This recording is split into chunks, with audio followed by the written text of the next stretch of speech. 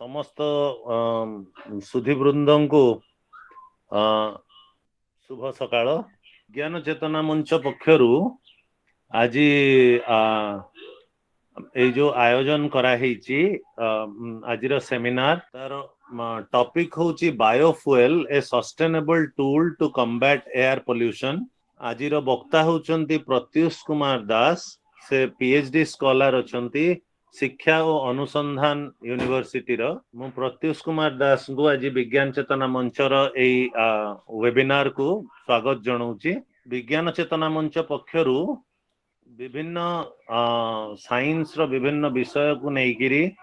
विज्ञान को लोकप्रिय करबा पई, विज्ञान को साधारण लोकंग पाखरे पहुंचेबा पई आमे विभिन्न टॉपिक उपरे सेमिनार्स आयोजन करिथाउ। गोटे बड़ वर्तमान रो समस्या होची जहा को आमे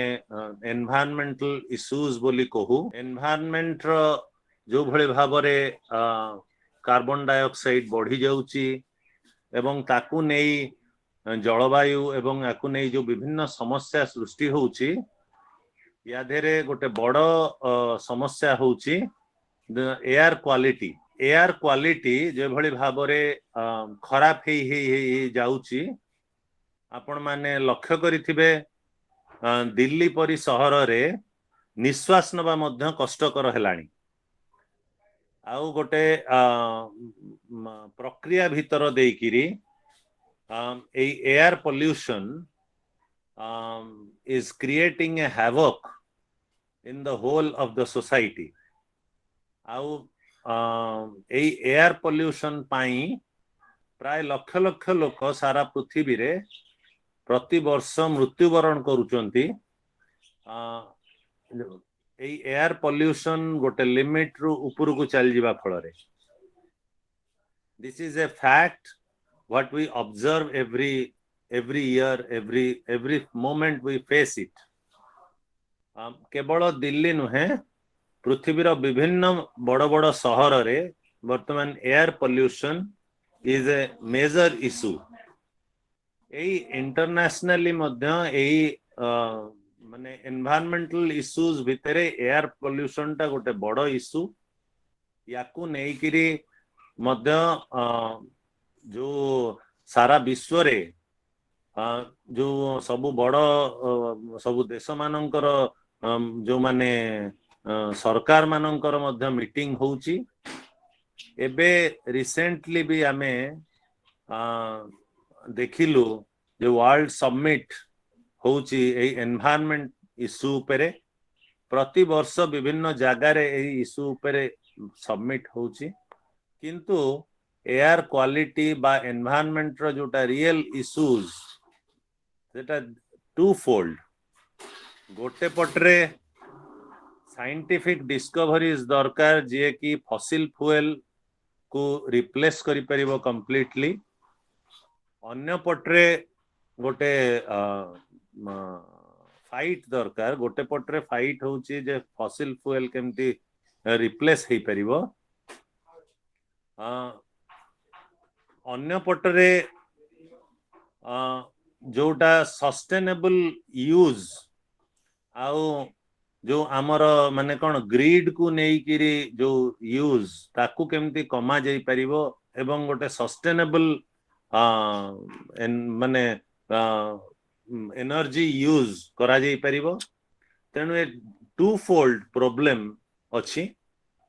तेबे आजिर विषय वस्तु होची जे बायोफ्यूएल केमिति गोटे एयर पोल्यूशन को कम्बैट करबा पई गोटे सस्टेनेबल ये हेई परिबो, गोटे प्रक्रिया हेई परिबो। एई विषय रे आलोचना करिवे प्रत्युष कुमार दास। मु आमर संगठक आमर बीसीएम रो जने पुराना कर्मी विज्ञान चेतना मंचर आदित्य घोष को रिक्वेस्ट करिवे से काइंडली प्रत्युष कुमार दास को इंट्रोड्यूस करिवे समस्त आगे। धन्यवाद सर। मु कहबी जे स्पीकर को बाद देले अन्य माने तांकर वीडियो एवं ऑडियो जदी ऑफ करिवे ताले सुनिबा को आ ये करिया को सुविधा हो। धन्यवाद। धन्यवाद सर। तो मु एबे मो रिक्वेस्ट पे आपण माने वीडियो म्यूट रे काइंडली रहबे। आपण जदी किसी प्रश्न थाए आपण अनम्यूट करी पचारि परंती और हम चैट बॉक्स रे मध्ये आपण आपनको प्रश्नटी पचारि परंती। आज हम संगे एंती आपण माने सुनले प्रत्युष कुमार दास अछंती। से जणे एनवायरमेंटल बायोटेक्नोलॉजी रिसर्चर। तांकर 9 इयर्स रो एक्सपीरियंस अछि ए फील्ड रे। सी बहुत गुड़ाए पब्लिकेशंस तांकर नारे पब्लिश होईची, बहुत इंटरनेशनल जर्नल्स ओ बुक्स माध्यम रे। से बहुत गुड़ाए नेशनल और इंटरनेशनल कॉन्फ्रेंस रे तांको प्रेजेंटेशन पई 8टी अवार्ड मध्य पाइचंती प्रेस्टिजियस इंस्टीट्यूशन रु। से इंस्टीट्यूशन मध्यरु डीएसटी, टीबीटी, सीएसआईआर और स्प्रिंगर इंडिया मध्य इंक्लूडेड। सी जणे बहुत एक्टिव रिव्यूअर। सी आज जाए ऑलमोस्ट 100 आर्टिकल्स रिव्यू करि सारचंती और तांकर एही हार्ड वर्क पई तांकू पब्लॉन्स ग्लोबल पीयर रिव्यू अवार्ड 2018 रे मध्ये मिली सारची। से आमे आज बहुत खुशी से आए तांकर रिसर्च एक्सपीरियंस आम संगे शेयर करिया को चाहिए। और मु बेसी समय न नहीं मु एबे आम स्पीकर्स को रिक्वेस्ट करिवि जे से तांकर टॉक टी आरंभ करंतु।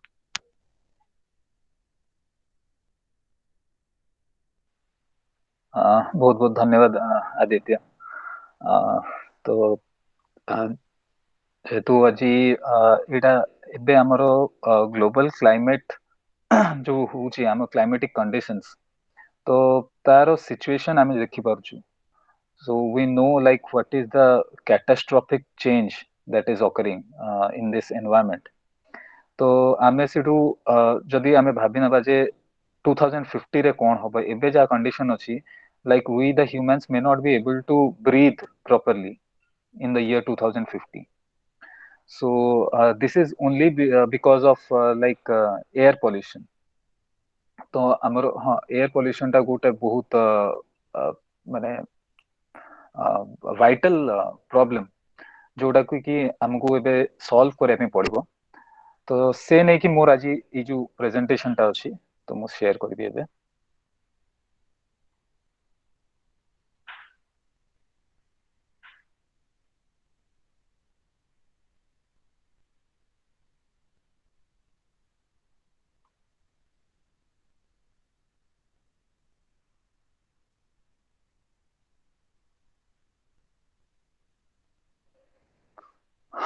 तो आज का टॉपिक एटा होची जे biofuels sustainable step to combat air pollution. So sustainability माने हमें जनरली केमती गोटे जहाँ भी किसी आम प्रोग्रेशन हो बा एडवांसमेंट हो आमे ग्रोथ करू किंतु सेथिरे जेमती अलगा किसी जिंस हैम्पर न हो। तो there must be a balanced growth और प्रोग्रेस। तो जदि आमे आज आमे जदि ट्रैवलिंग करूछु गोटे जगह आ गोटे जगह जाउछु तो से जगह हमको कौन कुआ होची कि आजकल गवर्नमेंट कहूची जे बेसी लाइक पब्लिक ट्रांसपोर्ट यूज करे पे as compare to the personal transport. तो सही जगह रे that is a kind of sustainable idea और सस्टेनेबल डेवलपमेंट। आमे नो डाउट जिपा गोटे जगह आ गोटे जगह जिपा डिस्टेंस प्लेस जाई परिबा, but whenever it is a public transport the fuel consumption is less as compare to आमे जदि समस्ते जदि निज निज व्हीकल धरकी जदि गोटे जगह को जिबा आ से अनुसार पॉल्यूशन टा भी कम हो। तो मु डायरेक्टली टॉपिक को आसीबी। तो हमर जेंती एयर पॉल्यूशन जोड़ा होची तो that is mostly due to the fossil fuels. So the burning of the fossil fuels like petrol diesel एगुडा सब जो हमर जो ट्रेडिशनल जहाँ भी फ्यूल होची बा सेटा रहिला हमर जेंती जो माने नॉर्मली घरे ये करथले जो काउ डंग बा सेगुडा को यूज करथले जो, तो those are all fossil fuels. तो ता धरो हमर प्रॉब्लम कोन होची air pollution not only because of fossil fuels but also due to stubble burning. जेमति कि सर जेतेबेले आगुरु कहले जे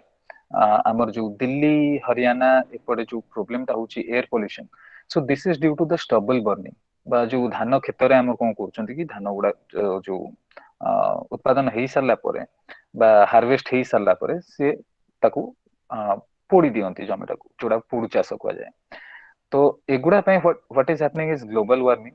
greenhouse gases emit hochi. So the greenhouse gases that are being emitted, like carbon dioxide, sulfur dioxide, methane, carbon monoxide, these are highly poisonous,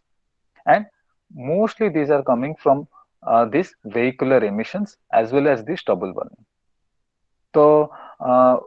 like या देर मु आपको details से देखिबी जे not only खाली air pollution हुए, but there is also the pollution of soil also. So the को तीनोटी major factor मो अनुसार जे एई तीनोटी होची मेजर फैक्टर जोडा कि हम soil as well as air को pollute करछि. The very first is the mining activities, and more of field of research actually थिला जो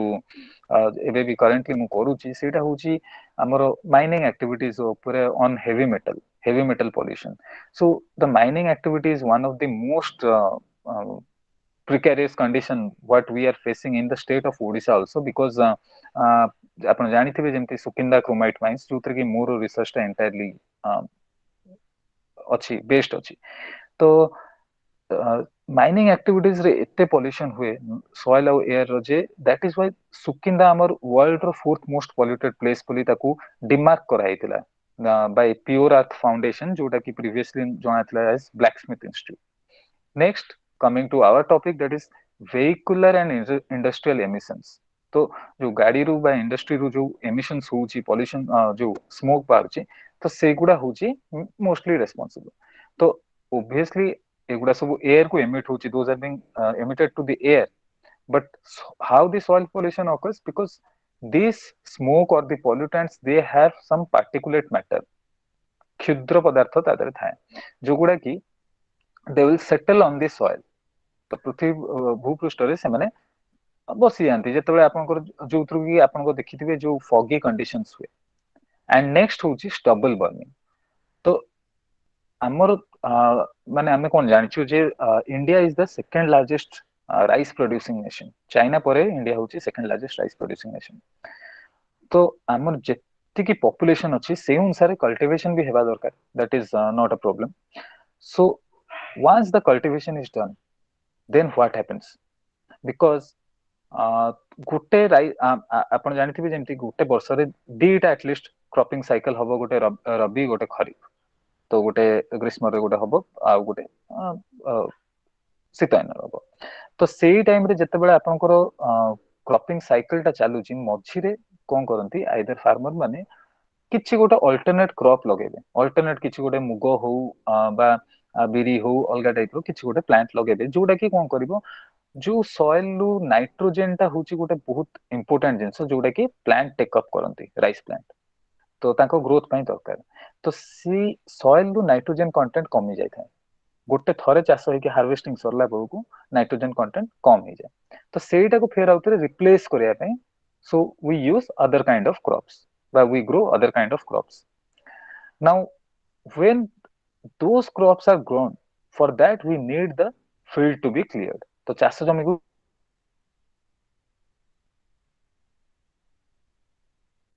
क्लियर करिया दरकार. तो आमे बे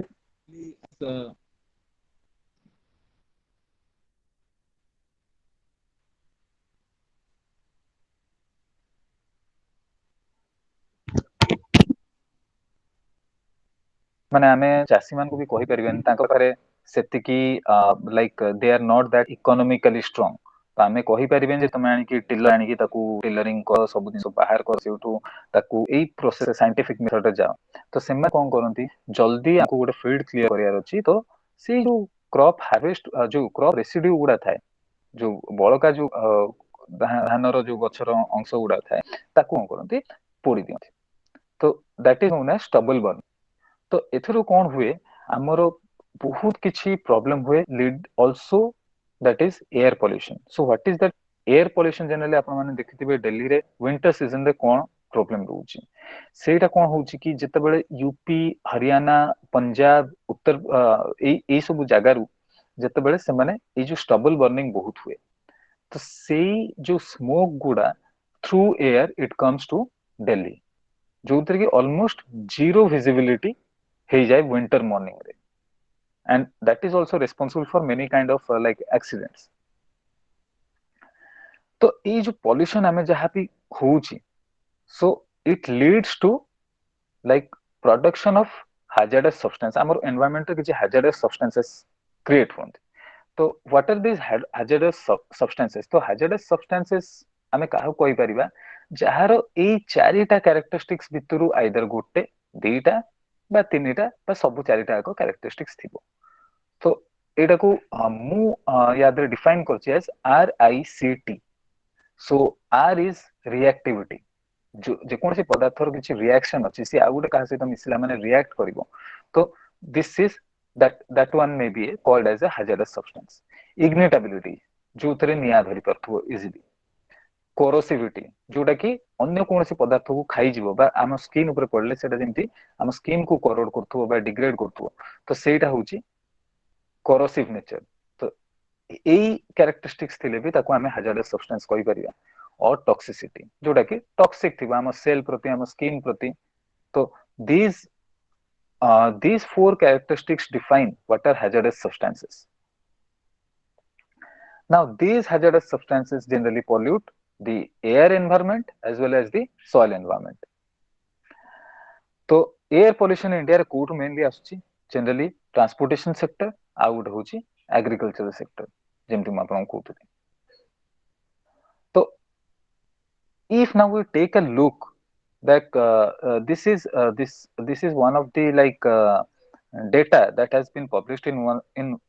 a book chapter, one of my book chapter। तो एथिरे आमे कोन करतलु डिवीजन करतलु, वी लाइक आमे देखिलु जे गोटे सर्वे करिकि देखितलु बा स्टडी करिकि देखितलु जे ऑल ओवर दी वर्ल्ड, पूरा वर्ल्ड रे जदी आमे देखिबा और ता धरे कोन होची रोड ट्रांसपोर्ट रे 16% जो आमर जो फ्यूल जहा बर्न हैला माने ऑब्वियसली कार्बन डाइऑक्साइड एमिट हो। सो रोड ट्रांसपोर्टेशन ने 16% रो कार्बन डाइऑक्साइड एमिशंस आसुची due to the road transport sources, जोट कि इलेक्ट्रिक जनरेशन हीटिंग ए सब पई ब्लास्ट फर्नेस रे आपनकर हाइड्रो इलेक्ट्रिसिटी प्लांट रे ए गुडा रे 44% रो कार्बन डाइऑक्साइड एमिशन होची। तो एठी आमे एबे देखुछु, तो आमे इलेक्ट्रिसिटी जनरेशन बा हीटिंग को एबे आमे that is not an option that we will stop this or we can reduce the electricity generation or heating purpose. Like आमे एबे ब्लास्ट फर्नेस काम अटके परिबानी बा आमे एठी कोठी गोटे थर्मल पावर प्लांट अटके परिबानी बा कोठी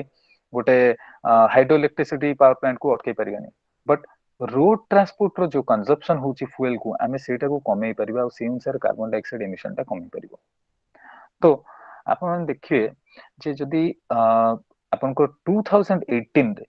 आपण 2000 और 2018 भितरे ऑल ओवर द वर्ल्ड केते नंबर ऑफ कार इन 1000, एटा होची इन 1000 केते नंबर ऑफ कार प्रोडक्शन होची, केते number of commercial vehicle production होची और total vehicle production, what is the total vehicle production? So if we go from 2000 to 2018, you can see over here in 2000 it was like 5 crore 83 lakh 162,000 of vehicle, etikir vehicle which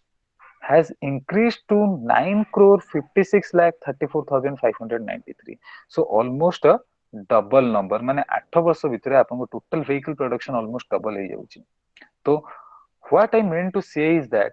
the more the amount of vehicles on the road or the more the amount of vehicles that are being produced, it means the more the simultaneous increase is there in the purchase of the vehicles। आ जिते vehicle purchase हला माने obviously केही तो घरे show piece भले रखिबेनी, से माने आनिबे ताकू रोड रे आसीबे, माने सेउडा यातायात करिया पे साहाय्य होबो। तो सेई टाइम रे आपण भाबी परथु जे केते परिमाण रो कार्बन डाइऑक्साइड बा कार्बन मोनोऑक्साइड एगुडा सब हमर एटमॉस्फेयर बा एयर रे बाहर थो। सेथिरे आपण एबे हमें देखिबा जे ऑब्वियसली जते बेले हमर vehicle production अधिका हला, परचेज अधिका हला, रनिंग अधिका हला, देन ग्लोबल ऑयल कंजप्शन भी बढ़ी जीवो। तो जदि ई लास्ट 3 वर्ष भितरे 1990 रु आमे जदि 2015 भितरे देखिबा, आपण देखंतु सब टाइप रो इंडस्ट्री रे किलोटन रे हमर ग्लोबल माने ऑयल कंजप्शन होची तो ता भीतर देखिबे transport sector the transport sector the bars of the transport sector indicates a sky high rise so बहुत steep increase होची global oil consumption in the transportation sector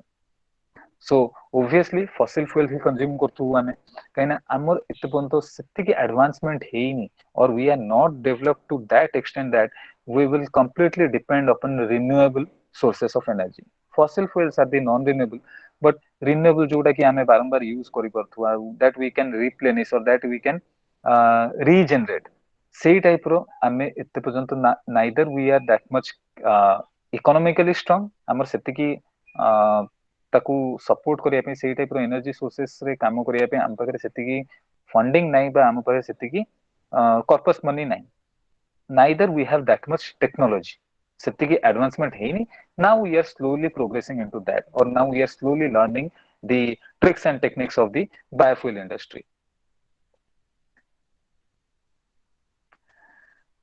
एथरो मु आपनको लिंक करिया पे चाहिबी जे हमरो राइस प्रोडक्शन ऊपर सो जेहेतु मु कहउतली इंडिया होची second largest rice producing nation तो ईयर 2019 रो ये तो 2019 रे आपनको इंडिया रे 110 मिलियन टन्स रो राइस प्रोडक्शन होतला तो सेथुरु आपण जदी देखिबे राइस रेसिड्यू कोन जनरेट होची हमर जो मु कहउतली चाष जमी ऊपर जो जति कि बळका जो रहि जाय जोटा कि पोडी दियन से माने तो आपण देखिबे जदी in Asia rice residue was like 2013 रे एटा होची 1012.2 एटा होची into 10 to the power 6 megaton and से अनुसार सबु देश रे आपण देखंतु किछि ना किछि प्रोडक्शन रेसिड्यू रो होची अन्य अन्य सबु महाद्वीप रे बा कंटिनेंट रे तो हमर जो एशियन कंटिनेंट रे सबु मैक्सिमम होची आ तादर मैक्सिमम कंट्रीब्यूशन कहार होची आपण मान को चाइना और इंडिया तो एबे जति कि राइस रेसिड्यू प्रोडक्शन होची हमें जनरली कोन करछु इंडिया जदि राइस रेसिड्यू प्रोडक्शन जहां भी होची बा जेकोन से क्रॉप रेसिड्यू होची तो आपण देखिबे total all over the India जदि क्रॉप जति कि क्रॉप अछि एडिबल क्रॉप्स अछि जो क्रॉप को हमें खाद्य हिसाब रे नै पारि तांको भितरु 43% रो रेसिड्यू जनरेट होची rice to followed by wheat आ तापरे शुगर केन अन्य माने सब अछंती तो आमे कोन करछु याको जनरली राइस कल्टीवेशन सही सरला परे these are the post harvest we call it as the post harvest rice crop residues the major work is like आमे घर छावनी करिया रे हैचिंग ऑफ हाउसेस करिया रे जनरली इन विलेजेस और in rural areas or in semi-developed areas we use this or for cattle feed the rest the amount is baki jah rahi gala we go for stubble burning and mostly seen in Punjab Haryana and UP now what we can do आम पाखरे बे fossil fuels दिनो को दिनो कमी कमी जाउची fossil fuels reserve because it takes millions of years for a petrol for a petroleum product to generate or for a coal product to generate and the scale the pace at which we are using is highly exceeding or mane is too fast as compared to the rate of production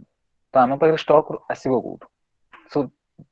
slowly and steadily the fossil fuels are depleting the resources or the stocks of fossil fuel reserves are getting less and less and that is why there is a high rise or there is a rise in the fuel prices so for that reason what ebe आपण मान तो देखिले जे हम आपन कहउतली जे rice residue burn होची ये होची तो हमें कोन भाबुछु जे राइस को जदी फीड रे बर्न कर दबा जो रेसिड्यू गुडा को हम फीड सप्लाई जिबा हमें नेक्स्ट क्रॉपिंग सीजन करिया किंतु ता दरे हमें कोन कोन प्रॉब्लम करछु आपण देखंतु जो राइस रहिला ताकू जो रेसिड्यू को बर्न करला बेलकू कार्बन एमिट होची in the form of carbon dioxide 70% रो carbon in the form of carbon monoxide 7% atmosphere को रिलीज हैला in the form of methane nitrogen oxide nitrogen dioxide sulfur dioxide एमती ही कि बहुत गुडा हमरो पॉइजनस गैसेस एमिट होची जोटा कि फाइनली आपन को आम मानकु ग्लोबल वार्मिंग करूची ग्लोबल वार्मिंग जो अर्थ रो टेम्परेचर राइज होची जो थरो कि पोलर आइस कैप गुडा मेल्ट होची एंड देयर इज फ्लडिंग बा there is some change in the drastic change in the climatic conditions आजकल आपण माने जानि परबिन जे हठात ना वर्षा दिन गोटे खरा दिन रे आपन को लागियो वर्षा दिन रे आपन को शीत दिन भलिया लागियो जोटी कि शीत दिन रे शीत हो नथिबो तो सब जो क्लाइमेटिक गोटे चेंजेस आसी जाउची डिस्प्लेसमेंट होची इन द क्लाइमेटिक साइकल्स एगुडा only because of this poisonous gases तो आमे जते बेले रेसिड्यू गुडा को बर्न करूछु like many of them must not be knowing जे आमे जो राइस रेसिड्यू बर्न करला को भी सेथरे बहुत इंपोर्टेंट न्यूट्रिएंट होची जेंति कि आमे जते बेले जो ताको बर्न कर दोछु तादरो ऑलमोस्ट 100% रो कार्बन लॉस्ट हो जाउची नाइट्रोजन सेडा 80 रु 90% रो नाइट्रोजन लूज माने वेस्ट पळउची कोथरु से राइस रेसिड्यू फॉस्फोरस पळउची पोटेशियम पळउची तो हमर जनरली एनपीके होची major component of the soil आमे जदी से राइस रेसिड्यू को जदी सी टिलरिंग करिकी सेही चाष जमी रे जदी ताको मिक्स कर दवा सॉइल सहित सेटा गोटे भलो फर्टिलाइजर हिसाब रे काम दियंता बट सेटा पॉसिबल नुहे बिकॉज हमको फील्ड खाली दरकार आ जेहेतु से राइस रेसिड्यू मिक्स करला परे फील्ड रे ता धरे टिके प्रॉब्लम होय कि कोन बहुत टाइम रे वाटर लॉगिंग हे जिवो जोटा कि हमर दरकार नै हमर जेंति मुगर चाष पई बा बिरी चाष पई एते कंडीशंस दरकार नै जेंति वाटर माने बेसी जमा हे कि रहू कि ये रहू तो सेतने हमें सेटा को रिमूव करो तो in the year like we were thinking मोर गोटे ग्रुप जो पीएचडी ग्रुप मो सुपरवाइजर को सहित हमें तो तर चिंता करलु से हमें गोटे चैप्टर लिखुतलु तो सेही टाइम रे हमें फर्स्ट टाइम हमें एंट्री करलु इन द एटा प्राय 2017 रे से बायोमास और बायोफ्यूल तो हमर केमती हमें प्लांट बायोमास बा जो माइक्रोबियल बायोमास को केमती बायोफ्यूल ले कन्वर्ट करबो एटा होची एबेका माने जेमती आपण माने जानथिबे ये होची गोटे हाइलाइटेड टॉपिक एबे या ऊपर बहुत किछि काम होची सेही भय हमको अचीवमेंट बा एडवांसमेंट मिलिनी से फील्ड रे बट स्टिल आगु को आशा अछि जे बहुत किछि हेई परिबो तो ये जो बायोफ्यूल्स जो जनरेट होची सेटा तीन जनरेशन रे विभक्त so the first generation biofuel गुडा कोठु जोठु कि हमर जनरली एडिबल क्रॉप्स सुगर हो स्टार्च हो वेजिटेबल ऑयल्स एनिमल फैट्स एई गुडारो सब ऑब्टेन हेताय माने जो जिंस हमें कंज्यूम करि परिया सेकंड जनरेशन बायोफ्यूल ता होची नॉन फूड क्रॉप्स बा आपनकर वेस्ट बायोमास जेंति मु आपन कहली राइस क्रॉप रो रेसिड्यू सेटा होची सेकंड जनरेशन ता दरु जदी किछि बायोफ्यूल जनरेट हला तो सेटा सेकंड जनरेशन बायोफ्यूल न होले हमर नॉन फूड क्रॉप्स बा एनर्जी क्रॉप्स जोडा कहउछन जेंति कि जैट्रोपा हो बा पोंगामिया करंज गछ हो तो सेगुडा रे हमें बायोफ्यूल प्रोडक्शन करि परिया आ थर्ड जनरेशन बायोफ्यूल होची algal सोर्सेस तो एबे यादर प्रॉब्लम कोन so what are the problems related to this will come next तो सेथिरु हमें जदी देखिबा तो ए जो बायोफ्यूल जहां भी प्रोडक्शन होची ए बायोफ्यूल जदी हमें फर्स्ट जनरेशन बायोफ्यूल एटा मु प्रिफर करेन because they are edible crops खाद्य पदार्थ रु सेटा तयारी होची तो मु सेटा को प्रिफर करेनी तो the planning is that why not to go for second generation biofuels or the third generation तो second generation biofuel कोन सेटा म आपन एबे कहबी विवरण देबी तार तो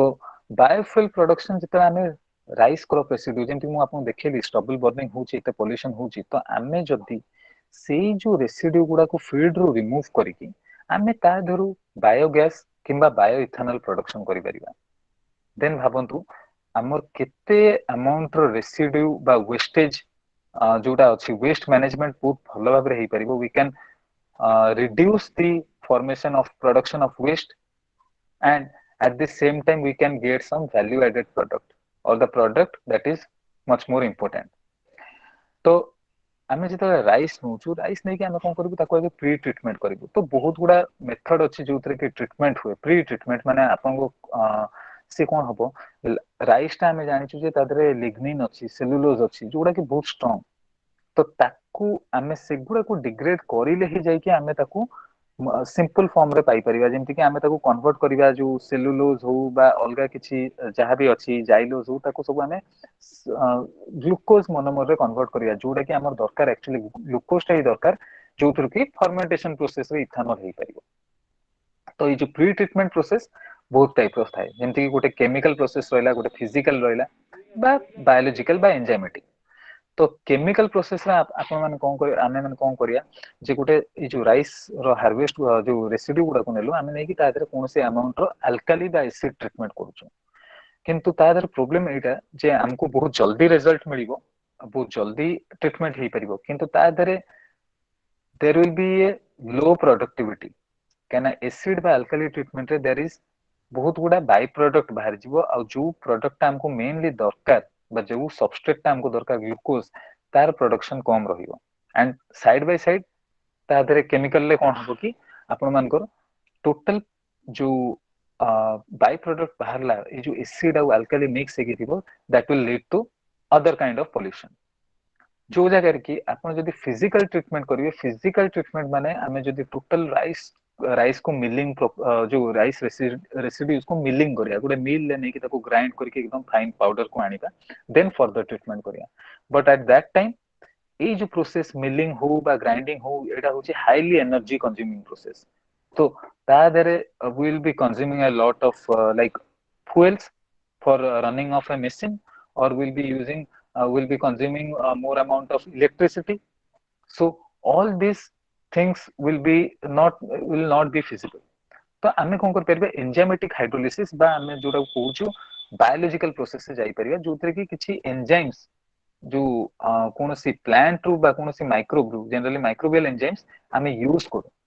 तो सी कोन करिवो एबे राइस रे कोन करिवो जो अछि सेलुलोज ताको कन्वर्ट करिवो स्टार्च को ब्रेक डाउन करिवो एंजाइम रो काम होछि ब्रेक डाउन करिया so it will break down the cellulose और जाइलोज जोडा कि राइस रो लिग्निन कंटेंट जो अछि ऊपर जो जोडा कि ताको हार्ड माने प्रोटेक्शन दिए प्लांट ताको कन्वर्ट करिवो स्टार्च को स्टार्च फर्दर कन्वर्ट हबो आपन को ग्लूकोज को आ ग्लूकोज हला माने ग्लूकोज ता जेहेतु गोटे सिंपल मोनोमर सी इजीली आमे ताको तापर नै कि गोटे फर्मेंटेशन टैंक थाए फर्मेंटेशन टैंक रे आमे कोन करिया सी जो हाइड्रोलाइज हेई सतिबो सैंपल ता ताको नै कि पुट करिया आ तेन कि आमे तादरे किछि मीडिया देबा मीडिया माने इन द सेंस किछि न्यूट्रिएंट देबा जोथरे कि गोटे किछि पर्टिकुलर माइक्रोब्स आपन को बैक्टीरिया हो ईस्ट हो ग्रो करथुए। तो से जो न्यूट्रिएंट बा खाद्य पदार्थ जो मिलिला से माइक्रोब्स मान को से माने ताको यूज करिवे करी कि ए जो आमे जो देइथबा ग्लूकोज को तेनी ब्रेक डाउन करिवे ग्लूकोज को ब्रेक डाउन करके रिलीज करिवे by product is bio ethanol जोडा को आमे बायो इथानॉल कहूछु। तो now it is a mandate in all over the world like in many countries like US even in India also जो fuel बाहरे available अछि आपन पेट्रोल हो पेट्रोल जो अछि आगुरु हमर आस्तला लीडेड पेट्रोल जोथरे कि लीड रहुतला जोटा कि गाड़ी रो इंजन रे गोटे टाइप रो लुब्रिकेशन रो हेल्प करतुला बट से लीड रो बहुत पोल्यूशन होतला। तो एबे धीरे धीरे अनलीडेड पेट्रोल असला जोथरे कि लीड को रिमूव कर दिया गला किंतु हमको फ्यूल एफिशिएंसी भी बढ़ायार अछि। तो फ्यूल एफिशिएंसी पई एबे मैंडेट ही जाई छी जे जो बायो इथानॉल व्हेन पेट्रोल ले आइदर 5% और 10% रो ब्लेंडिंग हबो। तो जोत पई कि देखिबे आपण हमर नॉर्मल जो पेट्रोल ले जनरली 5% रो इथानॉल ब्लेंड हेकी रहूची एबे आसुची काहेकि ना आमे एबे सेतिकी अमाउंट रो बा सेतिकी क्वांटिटी रो बायोफ्यूल प्रोडक्शन करि पारे सक्षम नहोंती बा आम पाखरे सेतिकी आपनकर माने आम पाखरे सेतिकी अमाउंट रो धन नै बट आमे चाहेले कोन करबा पेट्रोल ले ताको ब्लेंड करि परिबा बा मिक्स करि परिबा मिक्स करले एथरे कोन हबो डायरेक्ट फॉसिल फ्यूल लो कंजप्शन कमिला 5% होना काहेकि किंतु कमिला फॉसिल फ्यूल लो डिपेंडेंस हमर माने यूज कमिला प्लस ए जो बायो इथानॉल बा बायो डीजल जोडा प्रोडक्शन होची तारो हाई कंबशन कैरेक्टरिस्टिक्स थाए। तो सी अधिका टाइम जळिबो अधिका एनर्जी दबो तो सेतिरे हमर कोन होला जे हमको एनर्जी अधिका मिलला आउ सेट में देखिए आपनकर एबे जो मार्केट रे जोडा अवेलेबल रहउची जेमती कि स्पीड गोटे पेट्रोल आसे स्पीड तापरे अलगा अलगा सेमती माने सब आसुची तो सेगुडा होची 10% ethanol blending normal petrol 5% speed हो बा आउ गोटे सेमती अछि तो सेगुडा होची 10% इथानॉल ब्लेंडिंग सहित आसे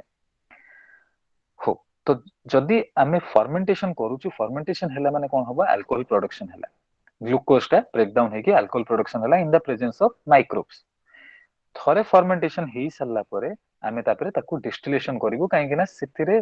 there will be some amount of water along with ethanol तो इथानॉल टा जेहेतु लाइटर सेटा वाटर ऊपर को रहि जिवो वाटर टा तळे रहिवो तो आमे धीरे धीरे गोटे डिस्टिलेशन रो गोटे कहि परिया गोटे टैंक भलिया थाए बहुत ऊंचा टैंक जो थरे कि किछि टाइम पय ताकू छाडी दिया जाय टोटल मिक्सचर टाकू फर्मेंटेशन सरला परे आ तापरे कोन हबो धीरे धीरे ethanol will separate to the top of the tank जोठी कि पानीटा आपनको तळे रहि जिवो स्लोली स्टेडीली पानीटाको से जो डिस्टिलेशन यूनिट रो तळु बाहर कर दिया जिवो खाली ऊपर इथानॉल रहिला ए जो एंजाइमेटिक हाइड्रोलिसिस रो आमे आउ जिंस भी करि परिबा आमे डायरेक्टली नै कि जो जेमति कुहा जाय गोबर gas plant A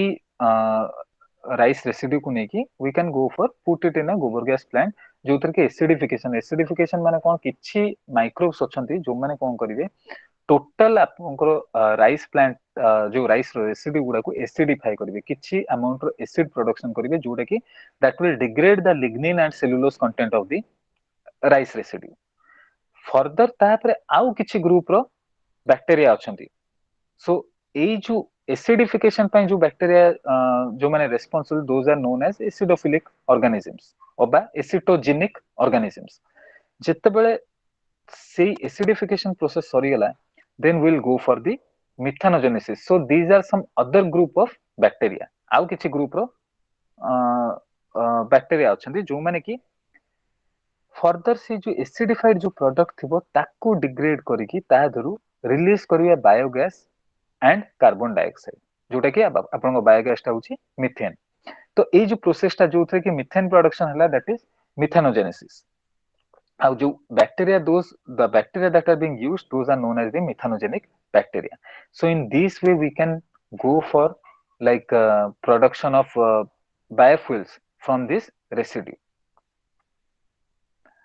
then coming to the microalgal biofuel production microalgal कौन हमरो नॉर्मली जेमती आपण पोखरी पोखरी देखिबे गोटे ग्रीन लेयर रो there will be some small plants like structure जदि आपण सेगुडा को बाहर कर देखिबे तारो छोटो छोटो खिद्र खिद्र पत्र थिबो आ एकदम छोटो ता देरे गोटे चेरो थिबो तो दोज आर द माइक्रोअल्गा सो एमाने आमे देयर वाज अ डिबेट माने बहुत डिबेट चलतला जे एमाने प्लांट्स ना माइक्रोब्स तो किंतु याकर किछि कैरेक्टरिस्टिक्स माइक्रोब्स मान को सहितो रिजेम्बलेंस थाय किछि कैरेक्टरिस्टिक्स प्लांट्स मान को सहितो so they have been characterized into a separate group जोटा कि algae हमर को हवाला तो जनरली algae मानकर गोटे कैरेक्टरिस्टिक्स फीचर्स होची जे से माने एटमॉस्फेयर रो कार्बन डाइऑक्साइड नियंती नै कि ऑक्सीजन रिलीज करिवे ड्यूरिंग द डे टाइम जो फोटोसिंथेसिस प्रोसेस आउ से माने जते बेले करंती they have a high ability to sequester carbon dioxide बहुत अधिक परिमाण रो कार्बन डाइऑक्साइड माने एटमॉस्फेयर रो नै परिबे आ तांको ग्रोथ रे यूटिलाइज कर परिबे तो ता पे हमको कोन करिया पे पड़िबो आगे माइक्रोअल्गल बायोफ्यूल प्रोडक्शन पे आगे कल्टीवेशन दरकार माइक्रोअल्गी रो तो से जो माइक्रोअल्गी सेटा माने कल्टीवेशन दी वे रे हे परिबो गोटे होची आपनकर ओपन सिस्टम आ गोटे क्लोज सिस्टम तो जेतेबेले जो ओपन पॉन्ड रे बा ओपन टैंक रे हमें जदि तांकर कल्टीवेशन करलु एटा देखंतु ग्रीन कलर पानी पूरा देखाउची दैट इज माइक्रोअल्गी तो एटा होची ओपन सिस्टम आ क्लोज सिस्टम होची जेतेबेले हमर एगुडा कुहा जाय माने ए जो सिलिंड्रिकल शेप रो देखुचंती आइदर एटा ग्लास रो बा प्लास्टिक रो तयारी हिताय और एमती पॉली बैग्स तयारी हिताय जोडा कुहा जाय फोटो बायो रिएक्टर तो एटा गोटे काइंड रो बायो रिएक्टर जोडा कि जहा भितरे कि आपनकर एल्गल बायोमास रहिला आ जो थरे कि ताकर मल्टीप्लिकेशन होथबो आ ता पे हमकु एक्सट्रानियस माने बाहर पटु आर्टिफिशियल लाइट टेंपरेचर सब प्रोवाइड करे पे पड़िबो जोटी कि ओपन सिस्टम रे कोन हमें कोनसी प्रकार आर्टिफिशियल किछि इनपुट देबा दरकार नै से माने निजे निजे ही एटमॉस्फेयर रो कार्बन डाइऑक्साइड नेबे ओपन सिस्टम रो एटमॉस्फेयर रो कार्बन डाइऑक्साइड नेबे सनलाइट गेन करिवे करके से माने ग्रो करिवे किंतु ओपन सिस्टम रो गोटे प्रोब्लेम होची जे आमे जदि गोटे पर्टिकुलर माइक्रोएल्गी को ग्रो करथुआ गोटे पर्टिकुलर जेंति माने बहुत गुडा स्पेसीज होचन त आमे गोटे स्पेसीज को नेकी ग्रो करथुआ तो बाहर रो कंटामिनेशन सहित बाहर रो एयर रो कांटेक्ट रे आसी कि मे बी एई जो सिंगल स्पेसीज कल्चर जोडा आमे ग्रो करछु सेटा कंटामिनेट ही जाई पारे आउ जदि अधिका भाबी नियंतु गोटे दिन रे बहुत समर टाइम रे बहुत अधिका टेम्परेचर पड़ी गला तो ए माने they will die or their growth will hamper or if there is very low temperature they will not grow or if there is like kichi there will be some spread of dust particles there will be a like cyclone at that time there will be contamination highly heavy contamination of this microalgae but in a tubular or in a photobioreactor the microalgae ସେମାନେ କଣ କରୁଥିବେ ଗୋଟେ ସେଇ ଯୋଉ tube ଭିତରେ ଗୋଟେ controlled condition ରେ ସେମାନେ ଗ୍ରୋ କରୁଛନ୍ତି ତ ସେଥିରେ ଆମେ ଟେମ୍ପରେଚର ଦଉଛୁ ଆମେ ଟେମ୍ପରେଚର କୁ ରେଗୁଲେଟ କରିପାରିବା ଆମେ ଲାଇଟ୍ ଦେବା କେତେ ଆମାଉଣ୍ଟ ର ଲାଇଟ୍ ଦରକାର ବଟ୍ ଡିମେରିଟ ହଉଛି ଯେ ଏଇ ଟାଇପ ର କନଷ୍ଟ୍ରକ୍ସନ କରିବା ପାଇଁ ବହୁତ ପରିମାଣର ଆମର ପଇସା ଖର୍ଚ୍ଚ ହବ ଆଉ ଓପନ ସିଷ୍ଟମ ରେ ଆମର ସେଇ ଲାୟବିଲିଟି ଟା ନଥାଏ we are not bothered about the investment but the investment is very high in this photobioreactor system बहुत टाइम रे कौन हुए कि माइक्रोएल्गी माने कार्बन डाइऑक्साइड नहीं कि ऑक्सीजन रिलीज करिवे तो जेहेतु एटा क्लोज सिस्टम हला ऑक्सीजन भितर trap he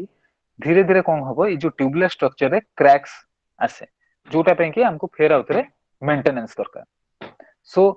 both are having their pros and cons तो यार एडवांटेज किंतु ओपन सिस्टम रे हमर आ गोटे प्रॉब्लम होचे हमको बहुत अधिका स्पेस दरकार जोटी कि क्लोज सिस्टम रे space is not a constant बहुत अल्प जगह रे भी हमें बहुत हाई अमाउंट रो माइक्रोएल्गी ग्रो करि परिया so both are having some pros and cons तो ये जो माइक्रोएल्गल बायोफ्यूल प्रोडक्शन रे भी सेमती गोटे हार्वेस्टिंग प्रोसेस था हमें माइक्रोएल्गी ग्रो करलु बा एल्गल ग्रो करलु तापर हमें सेटा को स्पूल आउट करिया बा हमें सेटा को सेपरेट करिया जो ग्रोइंग एनवायरनमेंट रू बा जो पोखर रे हमें से माने ग्रो करथुए तादर हमें सेपरेट करिया तो हार्वेस्टिंग भी बहुत टाइप रो हे पारे माने जेमति कि आपनकर फिजिकल हार्वेस्टिंग हे परिबो फिजिकल मेथड रे जेमति कोनोसी फिल्टर बा गोटे बैरियर फिल्टर थिबो बा गोटे माने जेमति आपन कहि परिबे चाहा छणा भलिया तो आमे जतबे चाहा ढाउछु कोन होची पत्ती गुडा रहि जाउची चाहा पउची सेही टाइप रो गोटे फिल्टर थिबो जोथरे कि ए जो माइक्रोएल्गल वाटर टा पास होला बळकु सेही फिल्टर रो पोर्स रे लागि कि माइक्रोएल्गी गुडा रहि जबे जोडी only water will go to the other side एमन को तापरे ए जो हार्वेस्टिंग हे गला हल्ला परे then what we can do is go for both lipid extraction as well as fermentation तो केमती होबो देखो लिपिड एक्सट्रैक्शन पई हमकु दरकार लिपिड एक्सट्रैक्शन माने हमें तैल पदार्थ को नेबा तो सेइत पे हमें कोन करिवो माइक्रोएल्गी रे जते बेले ताकू गोटे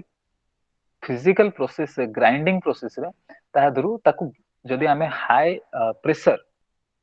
रे जदी ग्राइंड करिया then it will yield some amount of oil जोटा को हमें लिपिड्स को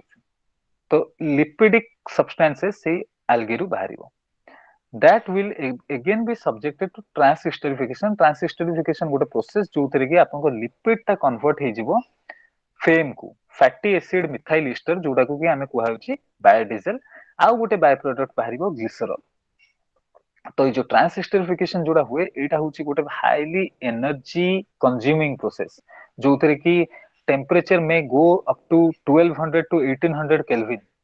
से टेम्परेचर रे जते बेले ए जो लिपिड जोटा एक्सट्रैक्ट हेता ताकू सब्जेक्ट करा जाय सेति की टेम्परेचर दिया जाय then will get the biodiesel or else हमें कोन कर परिबा जदी आपण माने लिपिड हमें एक्सट्रैक्ट कर दलु तो आउ तापरे रही गला माइक्रोएल्गी रो जो वेस्ट गुडा बा से जो लीफ हो बा आउ जो बायोमास गुडा रही गला ताकू हमें कोन करिया सेम से जो जेमती राइस क्रॉप को हमें जेमती माने राइस रेसिड्यू को जेमती सब्जेक्ट करतलु फर्मेंटेशन को we can also subject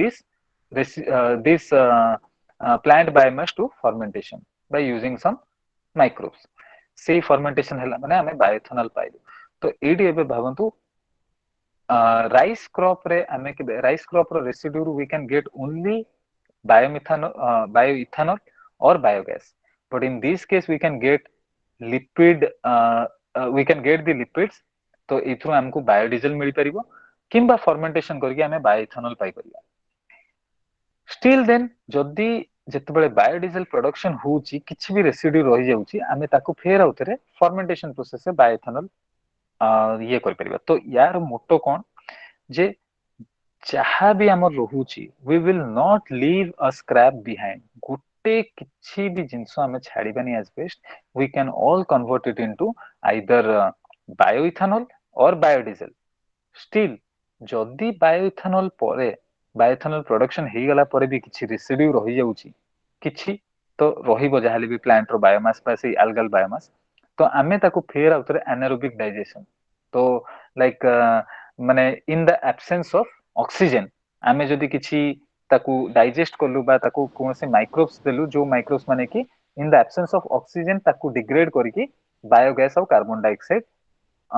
generate करि परिबे। तो जो बायोगैस जनरेट हला सेटा हमर यूज हे परिबो as a CNG compressed natural gas जोटा कि व्हीकल ले, आउ जो कार्बन डाइऑक्साइड रहला that carbon dioxide we can again send it to the cultivation pond जोटा थिबो हमें तादर नै कि कार्बन डाइऑक्साइड को बबलिंग करि परिबा।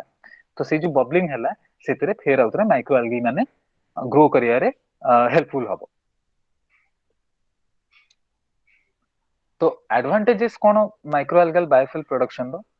एमन होचन highly environmental to highly tolerant to environmental stress. तो एनवायरमेंट रे जते जा फ्लक्चुएशंस हेले जनरली बहुत वाइड रेंज पर्यंत एमाने सबु टॉलरेट करि पारंती। तापरे बहुत अमाउंट रो कार्बन डाइऑक्साइड एमन निजे नै कि ऑक्सीजन रिलीज करिवे, तादर कोन हबो सेमानकर भलो ग्रोथ हबो जो एल्गल मानकर बा माइक्रो एल्गल मानकर, आउ एनवायरमेंट भी क्लीन अप हबो, एयर एनवायरमेंट ता क्लीन अप हबो। Does not compete for land, जेहेतु आपण माने जदी देखिबे एमती कंपेयर करिवे गोटे धान चाष करला बेलकू जेतेबेले जो राइस प्रोडक्शन होची केते केते विराट बड़ बड़ लैंड एरिया नै कि hectares and hectares of land are being used. जदि आमे एनर्जी क्रॉप भी ग्रो करिवा आपण जेंति जाट्रोपा देखंतु बा करंज गछ देखंतु सेमाने भी बहुत स्पेस नेबे, किंतु तांको कंपैरिजन रे माइक्रो एल्गल कल्टीवेशन हैला बेलकू लैंड एरिया बेसी यूज होबन। तापरे या धरे एमनकर बायोमास जो amount of that is the substances that are being produced from them, the biomass out of productivity bioethanol हो बा biodiesel हो बा biogas हो, जेहेतु बायोमास अधिका रहिबो अल्गल रो तो प्रोडक्शन भी अधिका रहिबो एई जो बायोफ्यूल रो, and requires less water as compared to other conventional crops। तो आपण मान को मुंडे एठी गोटे जिंस आसी पारि जे आमे भाबी परिया जो गोटे पोखरी रे जदी ओपन कल्टीवेशन सिस्टम रे जदी ग्रो हला गोटे पोखरी रे तो एतोडा पानी थाए तो कोठी लेस वाटर केमति होचे, किंतु आपण सेही अनुसार जदी भाबिबे तो गोटे जारे जेतेबेले गोटे क्रॉप ग्रो होची सेठी on a regular basis those need to be watered. तो सेठी जो वाटर यूज होची and the water that is being used for growing microalgae in a open pond is means this water is very less as compared to that being used in the open pond। and more often को होची आमे जेतले crop रे जो water use करूछु field रे जो water use करूछु it drains down, आमे ताकू आउ किछि करि परिबानी, बट गोटे पॉन्ड सिस्टम रे जदि आमे जो वाटर यूज करछु आमे सेही वाटर को बारंबार यूज कर परिबा फॉर कल्टीवेशन। आ जदि आमे फोटोबायोरिएक्टर यूज करछु तो तादरे आउरी बहुत कम अमाउंट रो वाटर यूज हबो। तो एबे को फैक्टर हमर बायोएनर्जी बा बायोफ्यूल प्रोडक्शन को अफेक्ट करबो। obviously the first factor, the most important factor is को टाइप रो बायोमास हमें नउचे, हमें आइदर फीड क्रॉप ऊपर depend करछु, that means whether it is first generation or whether it is second generation crop or whether it is a third generation algal source। तो ता ऊपर depend करे हमर केते अमाउंट रो bioenergy बा बायोफ्यूल प्रोडक्शन हबो। Second होची the second thing is that हमें को टाइप रो प्री ट्रीटमेंट प्रोसेस माने जे जो हम जेंति कहितरी हमर राइस रेसिड्यू को हमें ब्रेक डाउन करछु, तो सेई जो प्री ट्रीटमेंट प्रोसेसटा कोन आमे यूज करछु, फिजिकल करछु बा केमिकल करछु कि बायोलॉजिकल करछु। बायोलॉजिकल हेले माने सब जिंसर किछि ना किछि प्रोज आ कॉन्स अछि, माने एडवांटेज डिसएडवांटेज अछि, तो हमकु सेटा देखिया में पड़िबो जे which of the factor is outweighing बा को फैक्टरटा अधिका इंपोर्टेंट होछि हम प्रोडक्शन अनुसार देखिया पे गले एज वेल एज हमें कॉस्ट टाको भी देखिया पे पड़िबो। तो फिजिकल प्रोसेस हेले हमर एनर्जी कंजप्शन अधिका हबो कॉस्टिंग बढ़ी जिवो केमिकल प्रोसेस हेले हमर बाय प्रोडक्ट अधिका बाहरिबे तो सेथरु एनवायरमेंटल पोल्यूशन हबो बायोलॉजिकल हेले एनवायरमेंटल पोल्यूशन नहीं एनर्जी कंजप्शन बहुत कमी जिवो but time taking so we can at least wait for some time तो आमे एमती भी नुहे जे आज काली हमर फॉसिल फ्यूल सब सरी जाउची हमको इमीडिएटली बायोफ्यूल दरकार so we can wait or we can have some delay in the time or we can wait in patience rather than spending much more amount of money in this physical and chemical processes next होची हमर process parameter जते biofuel production होची हमको एई सब process parameter ता देखिया पे पड़िबो बा रेगुलेट करिया पे पड़िबो जेमति कि होची आपन pH temperature oxygen moisture content एतिकी दरकार हमर जनरली गोटे माइक्रोबियल ग्रोथ पई जो माने कि हेल्प करिवे डिग्रेड करिया पई जो हमर क्रॉप प्रोडक्ट गुडा को बा रेसिड्यू गुडा को वेस्ट बायोमास गुडा को तो जदि पीएच बहुत अधिका हो जाउतो से जारे से बैक्टीरिया ग्रो न करि पारे तो हमको से जगह रे सदाबेले intermittently on a regular basis we have to check that we have to maintain the pH moisture content maintain करिया में पड़िबो ऑक्सीजन मेंटेन करिया में पड़िबो टेम्परेचर मेंटेन करिया में पड़िबो आउ को what are the extraction and separation technologies आमे ट्रांसस्टरिफिकेशन हमको जदि बायोडीजल दरकार आमे तो फर्मेंटेशन करि परिबानी we have to go for transesterification if we need bioethanol we have to go for fermentation then bioethanol थोरे मिली सरला तो आमे तापर डिस्टिलेशन करिया जदि हमको मीथेन दरकार बा बायोगैस दरकार we have to go for anaerobic digestion आउ को वे रे आमे एक्सट्रैक्ट करिवु सपोज मेकानिकल एक्सट्रैक्शन हमको स्टार्च दरकार फ्रॉम राइस तो आमे मेकानिकल एक्सट्रैक्शन पई जिबा बा कोनोसी सॉल्वेंट बा केमिकल एक्सट्रैक्शन करिया बा एंजाइमेटिक एक्सट्रैक्शन करिया so this is what we need to decide तो एडवांटेजेस ओवरऑल बायोफ्यूल्स कौन माने एनवायरमेंटल फ्रेंडली तो जदि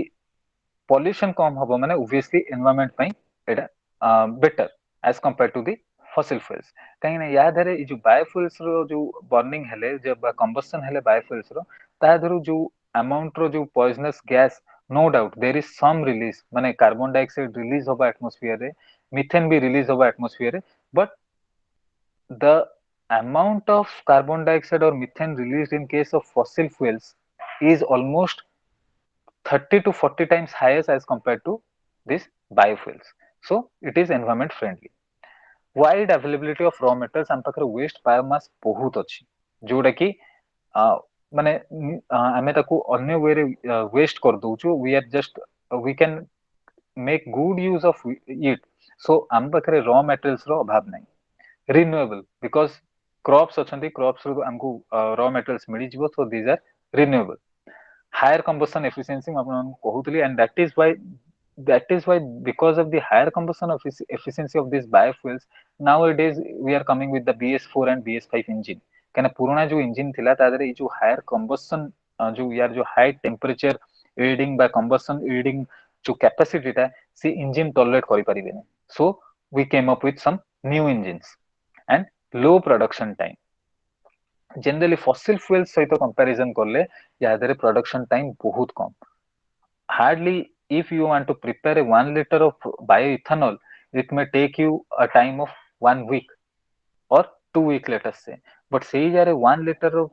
जो पेट्रोल जोडा हम यूज करछु सेटा प्रोडक्शन है पे millions and millions of years लागुतला so it takes ages but in case of biofuels it has a low production time तो जेहेतु एडवांटेजेस अछि there are some shortcomings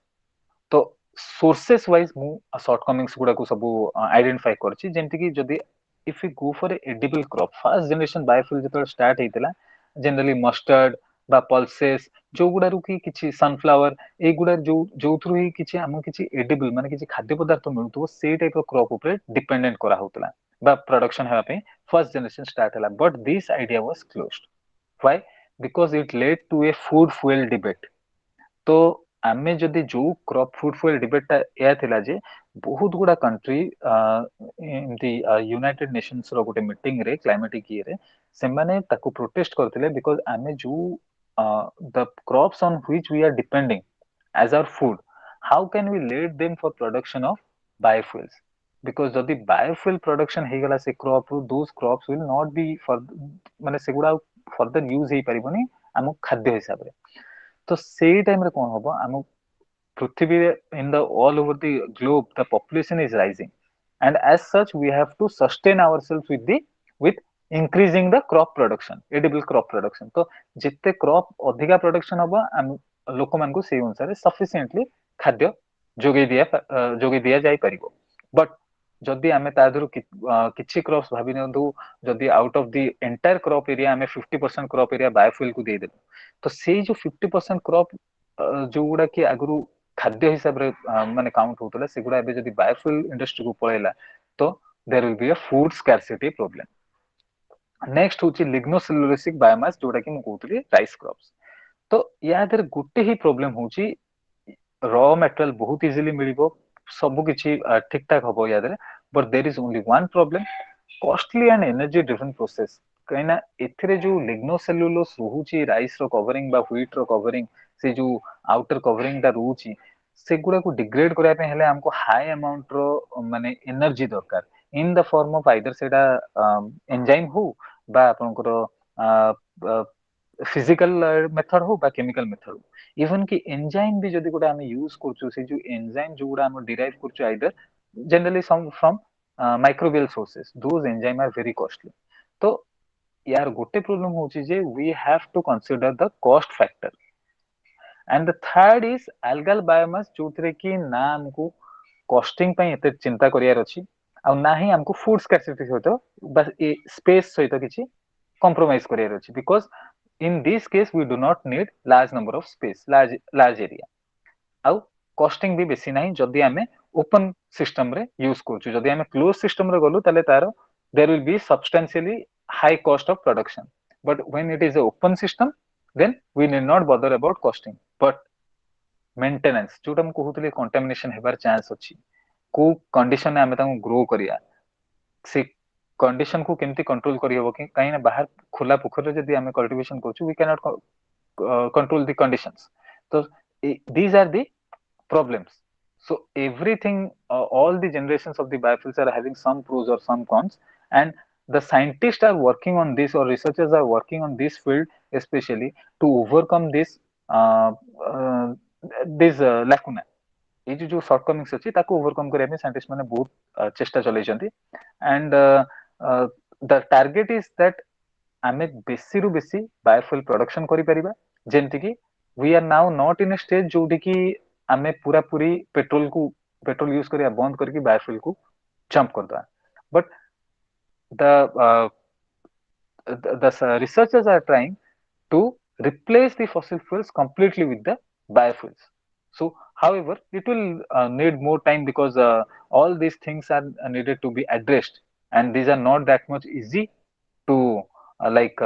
work तो आमे जदि सोशियो इकोनॉमिक एस्पेक्ट देखिला कोन करिया पे पड़िबो हम मान को what needs to be done तो फर्स्ट थिंग इज दैट जदि गोटे जने चासी जदि गोटे ता बिल रे से पोड़ी चाष करूची जो राइस रेसिड्यू को पोड़ी दोची आमे जदि ताको जाई कहिबा जे अरे तू एकुडा को काहे पोडुछु तू एकुडा को नै कि बायोफ्यूल प्रोडक्शन कर तो से केबे हेले भी जानि बनी से केबे हेले भी राजी होबनी because there is a lack of awareness among them तो हमकु like the government needs or the persons needs to like contact various farming centers or village agencies through which we can create awareness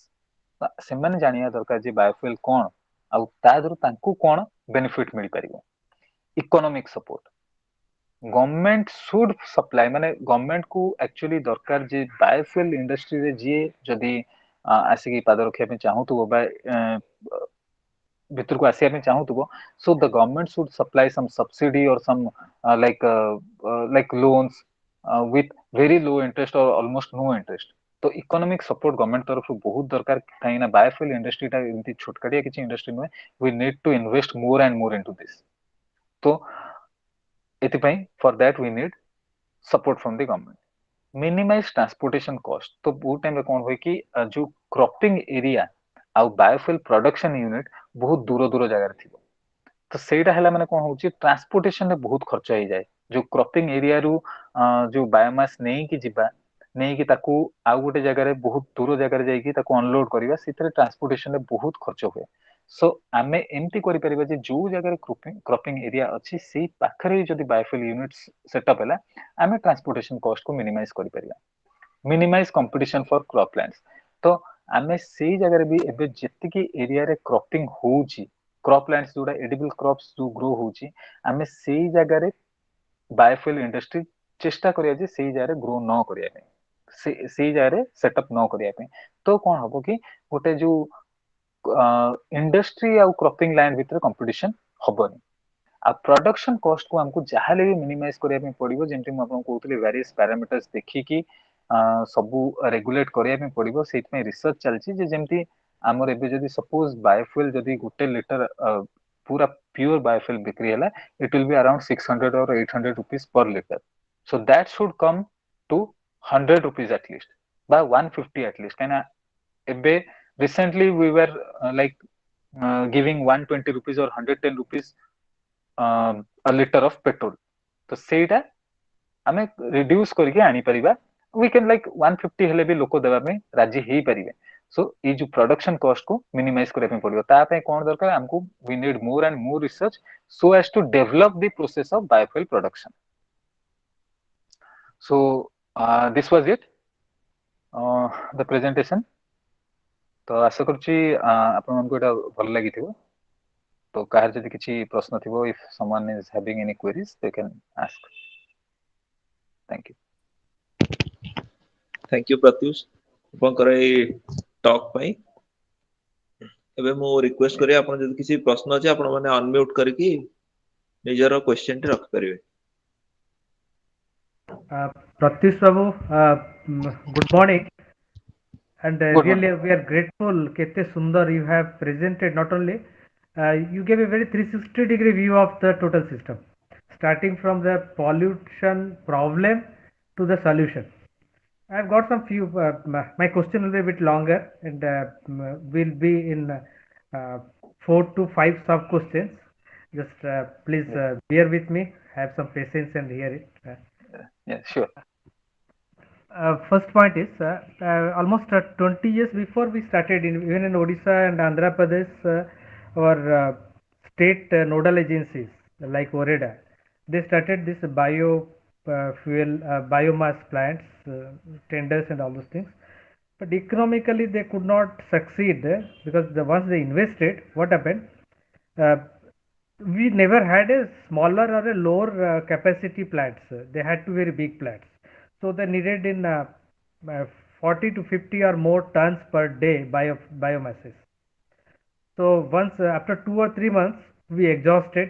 the biomass. Then what happened? The farmers were selling at 2 rupees.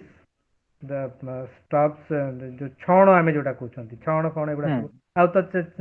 छण चाळ घर बहुत कमी गला so we had enough we thought कि प्रचुर मिलिबो बोली कि छण किंतु हेलानी 2-3 मास पर छण शॉर्टेज पड़ला तापर से रेट बड़े बड़े 30 टका पर्यंत पड़ेले रे प्लांट गुडा बंद कर देले this is one example so हमर चैलेंज इज गोटे इकोनॉमिकली फिजिबल को छोटो प्लांट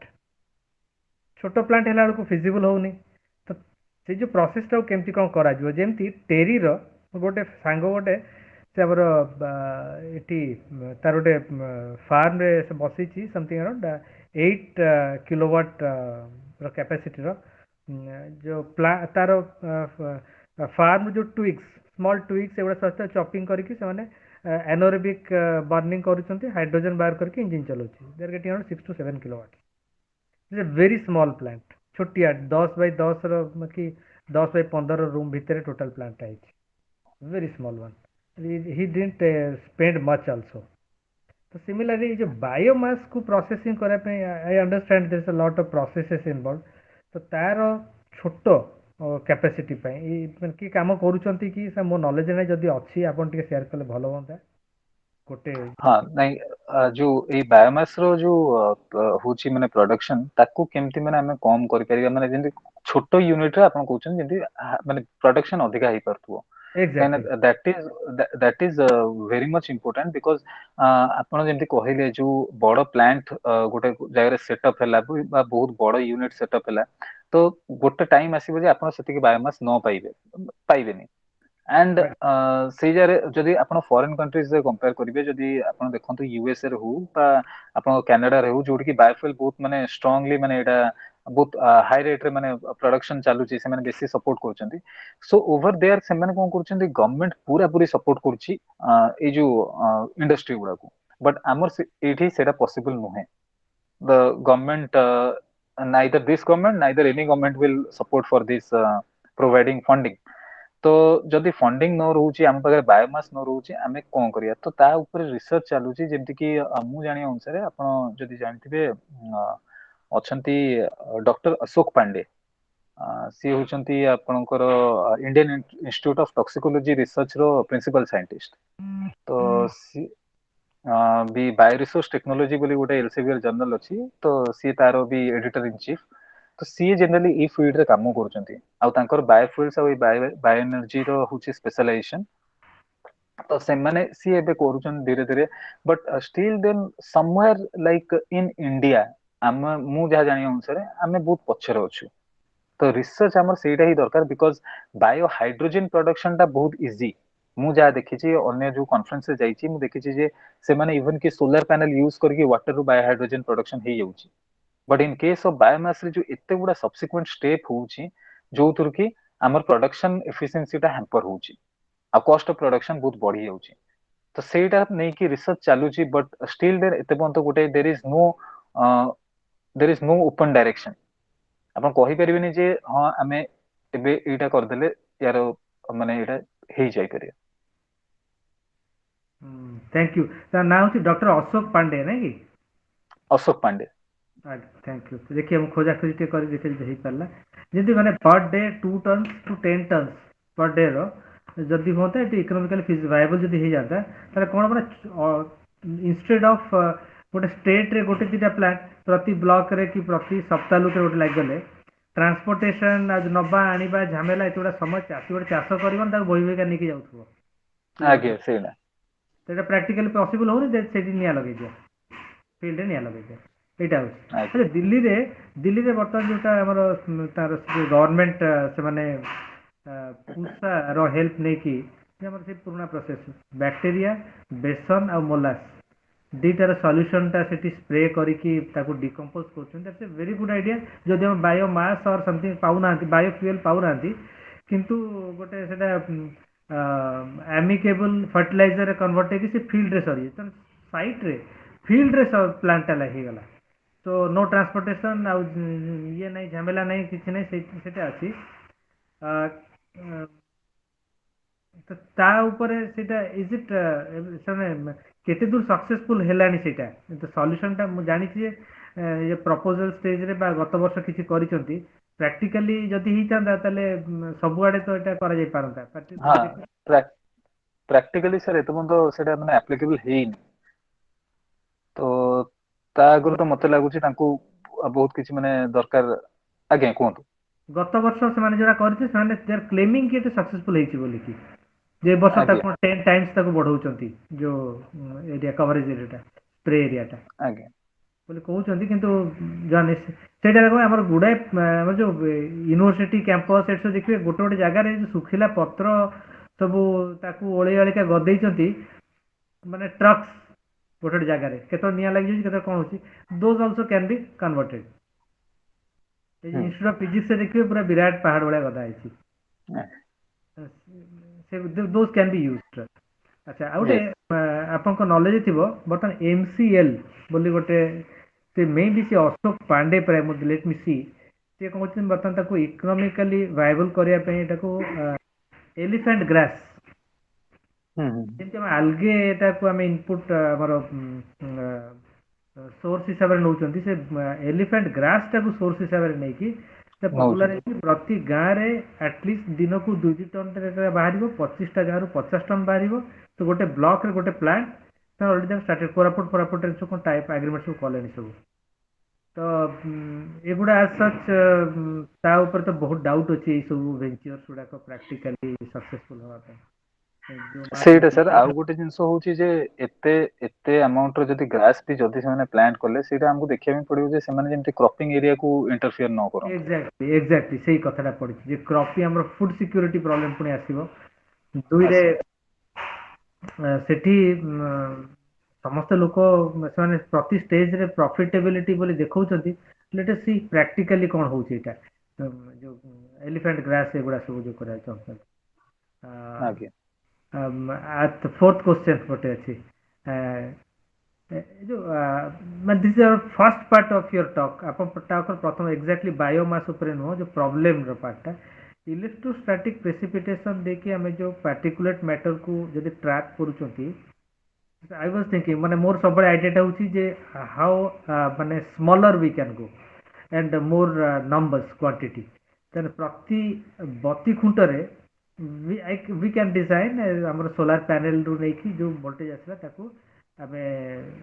ଜଷ୍ଟ ହାଇ ଫ୍ରିକ୍ୱେନ୍ସି କନଭର୍ଟରରେ ହାଇ ଭୋଲ୍ଟେଜ ଗୋଟେ ଏସି ଇଲେକ୍ଟ୍ରୋସ୍ଟାଟିକ୍ ପ୍ରେସିପିଟେଟର ପାଇଁ କରିଦେଇ ପାରିଲେ ସେଇଠି ଟ୍ରାପ୍ ହବ କାର୍ବନ ପାର୍ଟିକୁଲେଟ୍ସ ଗୁଡ଼ା ପ୍ରତି ବତି ଖୁଣ୍ଟରେ ହେଇକି କଲେକ୍ସନ ହେଇପାରନ୍ତା। ତାକୁ ଜଷ୍ଟ ସେଟା କରିହବ କିନ୍ତୁ ଆଇ ଡୋଣ୍ଟ ହ୍ୟାଭ୍ ଡାଟା କି ମତେ कि जो प्रेसिपिटेशन ପାଇଁ ଭୋଲ୍ଟେଜ କେତେ ଦରକାର ଆଉ ଇଲେକ୍ଟ୍ରୋଡ ଭିତରେ ପ୍ଲେଟ୍ ଗ୍ୟାପ୍ସ କେତେ ଦରକାର ସେଇ କାମ ଗୁଡ଼ା ବି ଆପଣ କରନ୍ତି କି? ନାଇଁ ସାର୍ ସେଇଟା ଆକ୍ଚୁଆଲି ଆପଣଙ୍କର ନାଇଁ ସାର୍ ଏଇଟା ହଉଛି ଆପଣଙ୍କର ମାନେ ଜେନେରାଲି ସମୱhat ମାନେ ଫିଜିକ୍ସ ଇନଭଲ୍ଭ ଅଛି ୟା ଦେହରେ। ତ ଆପଣଙ୍କର ଇଲେକ୍ଟ୍ରିକାଲ ଫିଜିକ୍ସ ଏଇଗୁଡ଼ା ସବୁ ଅଛି ବଟ୍ ନାଇଁ ମୁଁ ଜେନେରାଲି ୟା ଦେହରେ ନାଇଁ ମୁଁ ବେସିକାଲି ବାୟୋଲୋଜି ମାନେ ବାୟୋଲୋଜିକାଲ ଫିଲ୍ଡ ଆପଣଙ୍କର ଆଉ ଏବେ କରେଣ୍ଟଲି ମୁଁ କିଛି ପଲିମର ସାଇନ୍ସ ଉପରେ କାମ କରୁଛି। ଆଚ୍ଛା ହଁ ହଁ ହଁ ତାହେଲେ ଆଉ ଥରେ କେବେ ଗୋଟେ ସେ ଆମର ସିଦ୍ଧାର୍ଥ ଆଦିତ୍ୟଙ୍କୁ ରିକ୍ୱେଷ୍ଟ କରିବି ସେ ପାଇରୋଲିସିସ୍ ଆଉ ଏଗୁଡ଼ା ଉପରେ ଟିକେ ଗୁଡ଼ାଏ ଡାଉଟ୍ ଅଛି ସେଗୁଡ଼ା ଟିକେ କେବେ କରିବେ ପ୍ରୋଗ୍ରାମ ଗୋଟେ ପାଇରୋଲିସିସ୍ ପାର୍ଟିକୁଲାର ଯୋଉ ପଲିମରର ଏଗୁଡ଼ା ସବୁ ଆଜ୍ଞା ଆଜ୍ଞା ଆଜ୍ଞା ଆଉ ଯୋଉ ଆପଣ ଯୋଉ କହୁଛନ୍ତି ଇଲେକ୍ଟ୍ରୋଷ୍ଟାଟିକ୍ ପ୍ରେସିପିଟେସନ ଏଇଟା ଅଲରେଡି ମାନେ ବହୁତ ଗୁଡ଼ା ଜାଗାରେ ଯେମିତି କି ଯୋଉ ଫ୍ୟାକ୍ଟ୍ରିଜ ର ଚିମ୍ନି ଗୁଡ଼ାରେ ଆଉଟଲେଟ ଗୁଡ଼ାରେ ସେମାନେ ଇଲେକ୍ଟ୍ରୋଷ୍ଟାଟିକ୍ ପ୍ରେସିପିଟେଟ ୟୁଜ କରିକି ଯୋଉ କାର୍ବନ ଇଏ ଗୁଡ଼ାକୁ ସୁଟ୍ ପାର୍ଟିକଲ୍ସ ଗୁଡ଼ାକୁ ଟ୍ରାପ୍ କରୁଛନ୍ତି। ବଟ୍ ଯେତେବେଳେ ଯଦି ସେମାନେ ମୁଁ ବି ମୋର ମାନେ ଇନିସିଆଲ ଷ୍ଟେଜରେ ମୋ କ୍ୟାରିୟରର 88-89ରେ ଆମର ଏଠି ଓଡ଼ିଶାରେ ବି କେତେଟା କରାହେଇଥିଲା କିନ୍ତୁ ସେମାନେ ମିନିମମ୍ ଆପଣଙ୍କର 78,000 ଭୋଲ୍ଟସର huge plant required ବଡ଼ transformers we have to carry this high voltage cables something around 100 meters ର towers ୟୁଜ କରାହଉଛି ସେଠି ଆପଣ ତାକୁ କୋଲ୍ ଡଷ୍ଟ ଆଉ ପାର୍ଟିକୁଲାର ମ୍ୟାଟର୍ସକୁ ଇଏ କରିବା ପାଇଁ ନେବା ପାଇଁ ପୁଣି ହ୍ୟାମରିଂ ଯୋଉଟା ସବୁ ଅଛି ମୁଁ କହିଲି ମାନେ just it should be automatic collection should be just ମାନେ ଡ୍ରପ୍ କରିଯିବେ ୱାନ୍ସ ଇଟ୍ ଇଜ ଆୟୋନାଇଜ ଛୋଟ ଜିନିଷ ସଷ୍ଟେନେବୁଲ ହବ ଯଦି ପାୱାର ଆମକୁ ଦେବା ଦରକାର ନାହିଁ ସେଠି ସୋଲାର ପ୍ୟାନେଲ ଆସିଲା ସେଠୁ ବସିଲା ଲାଷ୍ଟରେ ଦେର୍ ଭେରି ଫାଇନ୍ କାର୍ବନ୍ସ ନା you can use it in paints also. ଆଚ୍ଛା ଯୋଉ ଆପଣ ଏଇ ଯୋଉ algae based product lipid extraction ଆଉ ଫର୍ମେଣ୍ଟେସନ ଏଗୁଡ଼ା ସେ ପ୍ଲାଣ୍ଟ ଗୁଡ଼ାକ ବି ମାନେ ଇଜ୍ ଇଟ୍ ପସିବଲ ସେମିତି ସ୍ମଲର ଛୋଟ ପ୍ଲାଣ୍ଟ ହେଇପାରିବ ଯୋଉଗୁଡ଼ାକ ଯେମିତି ମାନେ ଲୋକାଲି ତାକୁ ପ୍ରୋସେସିଂ କରିପାରିବେ ଏଇ ଯୋଉ ନବା ଆଣିବାଟା କ'ଣ କି ଲୋକ ଡରି ଯାଉଛନ୍ତି ଏତେ ବଡ଼ ଜିନିଷ ହବାଟା ନାଇଁ ସାର୍ ମାନେ ଆଲଗାଲଟା ମାନେ ଏବେ ଦେଖିବା ପାଇଁ ଗଲେ ଯେତିକି ଯୋଉ ବାୟୋଫୁଏଲର ଆମର ଅପସନ ଅଛି ଯୋଉ ବାୟୋମାସ ସୋର୍ସେସ ଯାହା ଅଛି ଆଲଗାଲଟା ଏବେ ହଉଛି ବେଷ୍ଟ ଅପସନ ଆଉ ଯୋଉଟା ବି ଲୋକାଲି କରିହବ ଜେନେରାଲି କାହିଁକିନା ଆଲଗାଲ ଗୁଡ଼ା କ'ଣ ହଉଛି କି ବହୁତ ଏନଭାୟରମେଣ୍ଟାଲ ମୁଁ ଯୋଉ ଆପଣଙ୍କୁ କହୁଥିଲି ଏନଭାୟରମେଣ୍ଟାଲ ଟଲରେଣ୍ଟ ରହୁଛନ୍ତି ତ ଭ୍ୟାରାଇଟି କଣ୍ଡିସନ୍ସରେ ସେମାନେ ଗ୍ରୋ କରିପାରିବେ ତ ଆମକୁ ଏମିତି ଦରକାର ନାହିଁ ଯେ ଗୋଟେ ବହୁତ ଦୂରରେ ରଖିବା ତାପରେ ଆଉ ଗୋଟେ ଜାଗାକୁ ଟ୍ରାନ୍ସପୋର୍ଟେସନ ହବ ସେଇଟା ହେଲେ ଓଭିୟସଲି ଟ୍ରାନ୍ସପୋର୍ଟେସନ କଷ୍ଟ ପଢୁଛି ଆଉ ପ୍ଲସ୍ ସେ ରିସ୍କ କେହି ନେବେନି ବି ତ ଓଭିୟସଲି ଗୋଟେ ଲୋକାଲ ଜାଗାରେ ଆଲଗି ଗ୍ରୋ କରିହବ ବଟ୍ ସେଇ ଜାଗାରେ ଆମକୁ ବି ଗୋଟେ ଜିନିଷ ଦରକାର ଯେ ଜେନେରାଲି ଆମେ କ'ଣ ପ୍ରିଫର କରିପାରିବା ଯେ ଓପନ କଲ୍ଟିଭେସନ ପଏଣ୍ଟ ଯୋଉଟା କ୍ଲୋଜ ସିଷ୍ଟମ ହେଲା ମାନେ ତାର କଷ୍ଟ ଅଫ ପ୍ରଡକ୍ସନ ଆଉ ମେଣ୍ଟେନାନ୍ସ ଏତେ ଅଧିକା ଯେ ସେଇ ଜାଗାରେ ବି ଜଣେ ସାହସ କରିବନି ଯେ ତା ଭିତରେ ଭେଞ୍ଚର କରିବା ପାଇଁ ବଟ୍ କିନ୍ତୁ କ୍ଲୋଜ ସିଷ୍ଟମରେ ଆମର ପ୍ରଡକ୍ସନ ବହୁତ ପ୍ରଡକ୍ଟିଭିଟି ବହୁତ ଅଧିକା। ଆଜ୍ଞା ଏବେ actually we are going to next ଆମର ଡିପେଣ୍ଡେନ୍ସି ଆଲଗେ ଏଗୁଡ଼ା ଉପରେ ବହୁତ ବଢି ଯାଉଛି कहीं ना स्पिरुलिना ये सब जिन भी बर्तन तैयारी आज्ञा ना तो we have to go for this माने ई टाइप रो कल्टीवेशन को जिबे ही लोक इवन कि सर जदि आपण जदि एल्गी टाको नै कि आमे ताथु लिपिड एक्सट्रैक्ट कर दोछु तापर तार जो बायोमास जोटा रहि गला रेसिड्यू जोटा आगे ताकू किछि नै ताकू से फिर अंडर कंट्रोल्ड कंडीशन ताकू कंबस्ट करिकि आमे ताकू कन्वर्ट कर दे परिया चारकोल को सेटा भी कोनोसी बायो फर्टिलाइजर हिसाब रे भी यूज हे परिबो बा कोनोसी फिल्ट्रेशन यूनिट रे यूज हे परिबो फ्यूल यस यस से एक्चुअली 2002 रे 2002 रे जेतेबेले हमर टेक्नोलॉजी सीडीएम जो हमर मोबाइल फोन जो टेक्नोलॉजी ट्रांसफर हैला बेल को इंडिया रे देखि हम जो कोरियन काउंटर पार्ट जो माने सब इंजीनियर संगे तो रहउतु सब से माने नै के आस्तले सी वीड्स रो माने जो हमर चॉकलेट रैपर जेंति ने जरी जरी जेंति सेमतिया पूरा थाक थाक कि पैकेट थिबो सेइथरु से गोटे काढिबे भातटा देके खाइ दियछ माने काइन से तांकर से चाष बास ही पारे तो कोरिया रे ठंडा रे प्राय मतलब फूड का तो सी वीड्स को प्राय use करंती so that is a माने ये तो algae I think it is a माने big promise for humankind yes how thank you Pratyush babu बहुत सुंदर हला I think we should thank you continue हमर पैरालिसिस ऊपर भी करूछन ना केबे गोटे आइतबो आगे केबे सेटा गोटे करबो एबे सर से पैरालिसिस सेटा गोटे अछि आ गोटे होची हमरो पॉलीमरिक सब्सटेंस हमें क्रिएट करके जो राइस रो पेस्ट को कंट्रोल करिया पे माने काम भी होची अच्छा राइस रो मैं जो पेस्ट कंट्रोल पे पेस्ट कंट्रोल पे अच्छा हां हां हां हां बढ़िया हमर चैट रे किछटा क्वेश्चन आसी हां देखो क्वेश्चन पढे जाय भी पचारचंती Sanjukta Rani Mishra I have a question what is biodegradable question कोन थिला व्हाट इज बायोडिग्रेडेबल अच्छा biodegradable is nothing but something a substance that can be easily degraded in the environment माने आमको कोनोसी आउटपुट देबा दरकार नै बा आमको कोनोसी इनपुट देबा दरकार नै we need not have to bother about it suppose गोटे आपण पेपर टा पकई देले माटी रे किछि दिन जीवो सीधा धीरे धीरे मिसी मिसी माटी में मिसी जीवो so that is biodegradable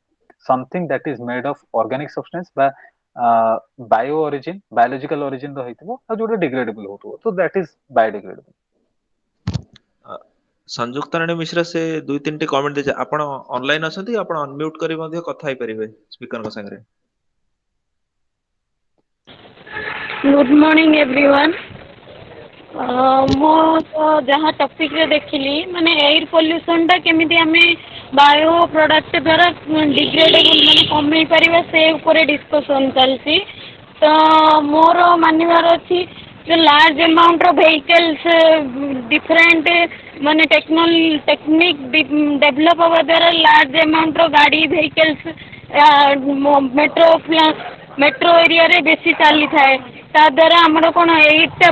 बेसी पोल्यूशन हुए सो जदि हमें किसी लैंड सरफेस पाइबा जोटी जो यूज होनी जो लैंड जाको माने पड़ी रही खाली डंप पे यूज करछंदी से डंप को नहीं कि जदि हमें किसी प्लांटेशन करि परिबा लार्ज लाइक बड़ बड़ गछ जोड़ा माने 40 to 50% ऑक्सीजन हमको सप्लाई करि परिबो जदि सेमिति किछि सुविधा हेई पारे मेट्रो एरिया रे ताले हुए तो एयर पोल्यूशन टा किछि मात्रा रे कमा जाई परिबो निश्चित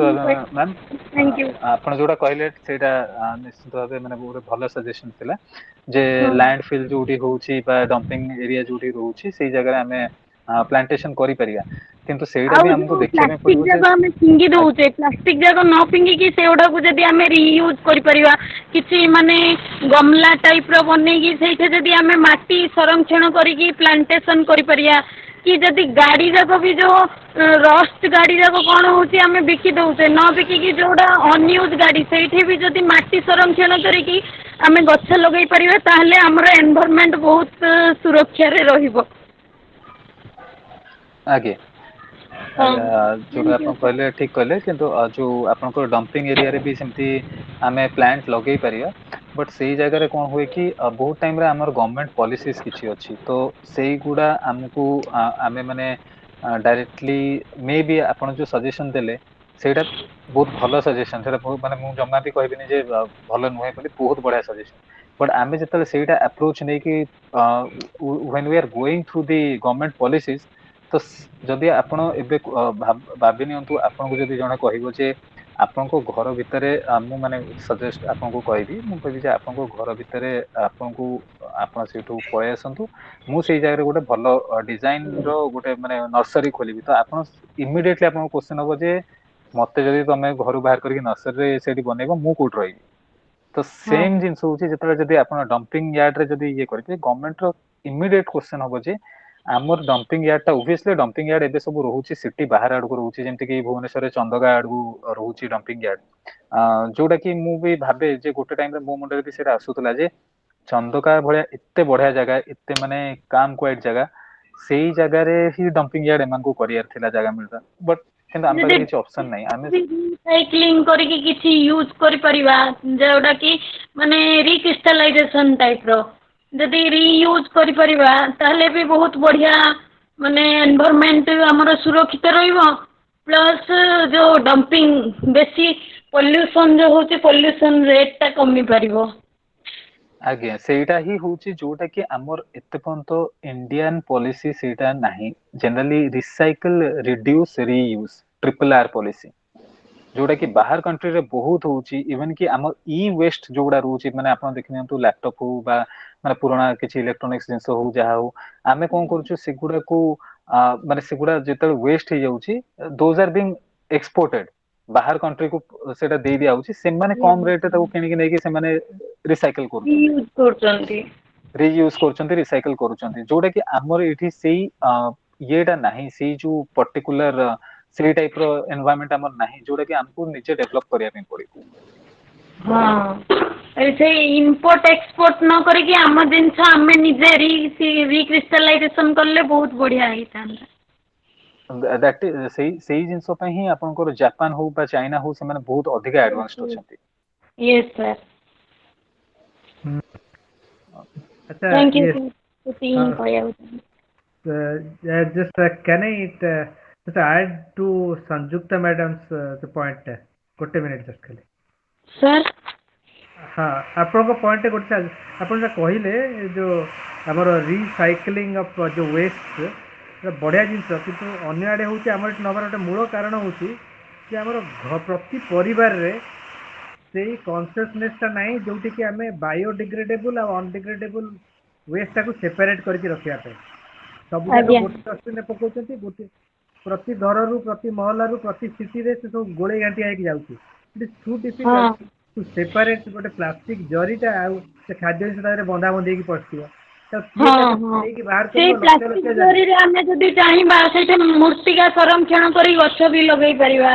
जोटा कि माने जो गमला यूज करछे गमला बदलले सेटा बेसी दिन रहिबो भी माटीटा संरक्षण है कि प्लास्टिक रे हां जे आपण से प्लास्टिक ताकू नेई ताकू गोटे जगह रे पाइले सिना प्लास्टिक भी विभिन्न प्रकार प्लास्टिक अछि जे कि 300 डिग्री रे मेल्ट करूची कि 600 डिग्री रे मेल्ट करूची पानी बोतलटा से 600 700 डिग्री मेल्ट कर ताकू यास तो मिसई पारिबो त सेपरेट करके रखिबार प्रोसेसटा जो घरु आरंभ होता सेटा हमर नाही सेटा हेले एबडा सब बहुत सहज हो जाता कामटा आज्ञा एबडा बड़ प्रॉब्लम होता हमर हमर कॉन्शियसनेस एग्जैक्टली सर हमर जो एजुकेशन ता भारी रिस्पांसिबिलिटी बहुत कम वी आर रिस्पांसिबल सर से जो आपन जोटा कहले माने एक्चुअली वेस्ट सेग्रीगेशन जोटा आपन जोटा कहले माने प्रकृत हमर सेटा नाही एठी हमें जहाँ भी करूछु माने इवन कि आपन जदि आपन गोटे हॉस्पिटल जिबे माने जेंति देखंतु मु आगु तो एठी जो सम हॉस्पिटल मु हमर कहूची त हमर गोटे ग्रीन डस्टबिन गोटे ब्लू डस्टबिन गोटे आपन को ब्लैक डस्टबिन थिबो तो आजीवन तो लोक सेतिक रे भी आवर नाहंती जे ग्रीन डस्टबिन रे कोन पडिबो ब्लैक रे कोन पडिबो ताको पाखर हाथ पाखर जोडा रहला से तादे सब पकेबे से जे डस्टबिन थिबो किंतु खुशी बाहर पकेबाटा आज्ञा ता बाहर पके खुशी आज जणो से हम कथा होतली आपन गोटे पोस्ट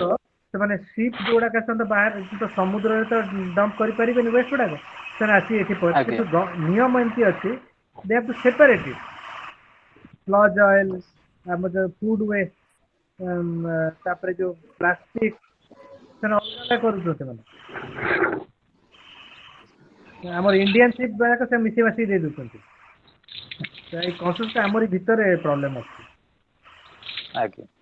ଆଜ୍ଞା ଆମର ଆମର ଆଉ ଗୋଟେ ପ୍ରଶ୍ନ ଆସିଛି Sathyan Kumar ମହାନ୍ତରୁ, how to tackle with polythene or plastic hazardous, because if we burn this we will face air pollution, if we bury this we will face soil pollution. polythene, plastic, eguda means these are the one of the most important one of the most important pollutants of our pollutants of the soil, I can tell. Like just like the pollution of air due to fossil fuels, polythene and plastic khali soil bhi nahi, these are also responsible for pollution of the water environment. तो ଏଇ ଜାଗାରେ first ଜିନିଷ ହଉଛି ଯେ first how we can manage it. Actually we cannot like control, ତମେ କହିପାରିବନି ଯେ polythene ବା plastic କୁ control କରିବା ପାଇଁ, because it is we the one who should first take the initiative. So if we reduce the use of polythene, then the pollution will be less. So धीरे धीरे ଏବେ tissue bag ଆସୁଛି ବା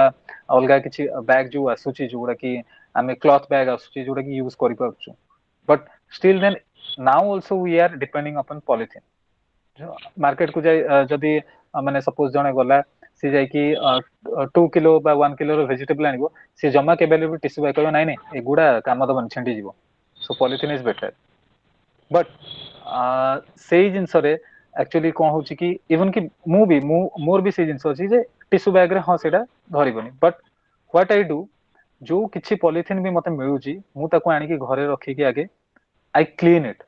ତାକୁ Dettol ଫେଟଲ ଦେଇକି ବୁଡେଇକି ଧୋଇକି ତାକୁ ଫେର ଶୁଖା ହେଲା, ନେକ୍ସଟ ଟାଇମ ମାର୍କେଟ ଗଲାକୁ ସେଇ ପଲିଥିନ୍ ଧରିକି ଯିବି, ତ ସେଇଟା ହେଲା ମାନେ କଣ ପଲ୍ୟୁସନ ହବନି। ଆଉ ଯଦି ପଲ୍ୟୁସନ ହେଇଛି ଏବେ ଲ୍ୟାଣ୍ଡ ସର୍ଫେସ ରେ,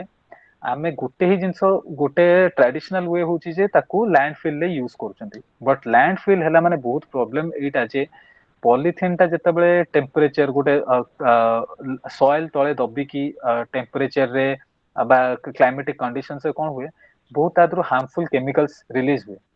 ସେଇ ହାର୍ମଫୁଲ କେମିକାଲ୍ସ ଗୁଡା ଧୀରେ ଧୀରେ ସଏଲ ଭିତର ଦେଇକି ଚାଲିଯାଏ ଗ୍ରାଉଣ୍ଡ ୱାଟରକୁ, ଯୋଉଟା କି ଆମେ ସଏଲ ଲିଚିଂ କହୁଛୁ। ଗଲା ମାନେ ଗ୍ରାଉଣ୍ଡ ୱାଟର ଆମର ଥରେ ପଲ୍ୟୁଟେଡ ହେଲେ ଆମେ ଡ୍ରିଙ୍କିଂ ୱାଟର ଟା ପଲ୍ୟୁଟେଡ ୱାଟର ଆମେ ପାଇବୁ।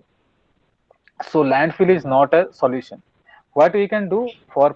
polythene or plastics, we can recycle it, or nowadays new like techniques are coming that is called as bioremediation. So what they are doing, they are using some bacterial cultures. Bacterial culture जोटा कि एबे बहुत ता ऊपर research होची, बहुत paper बाहरुची,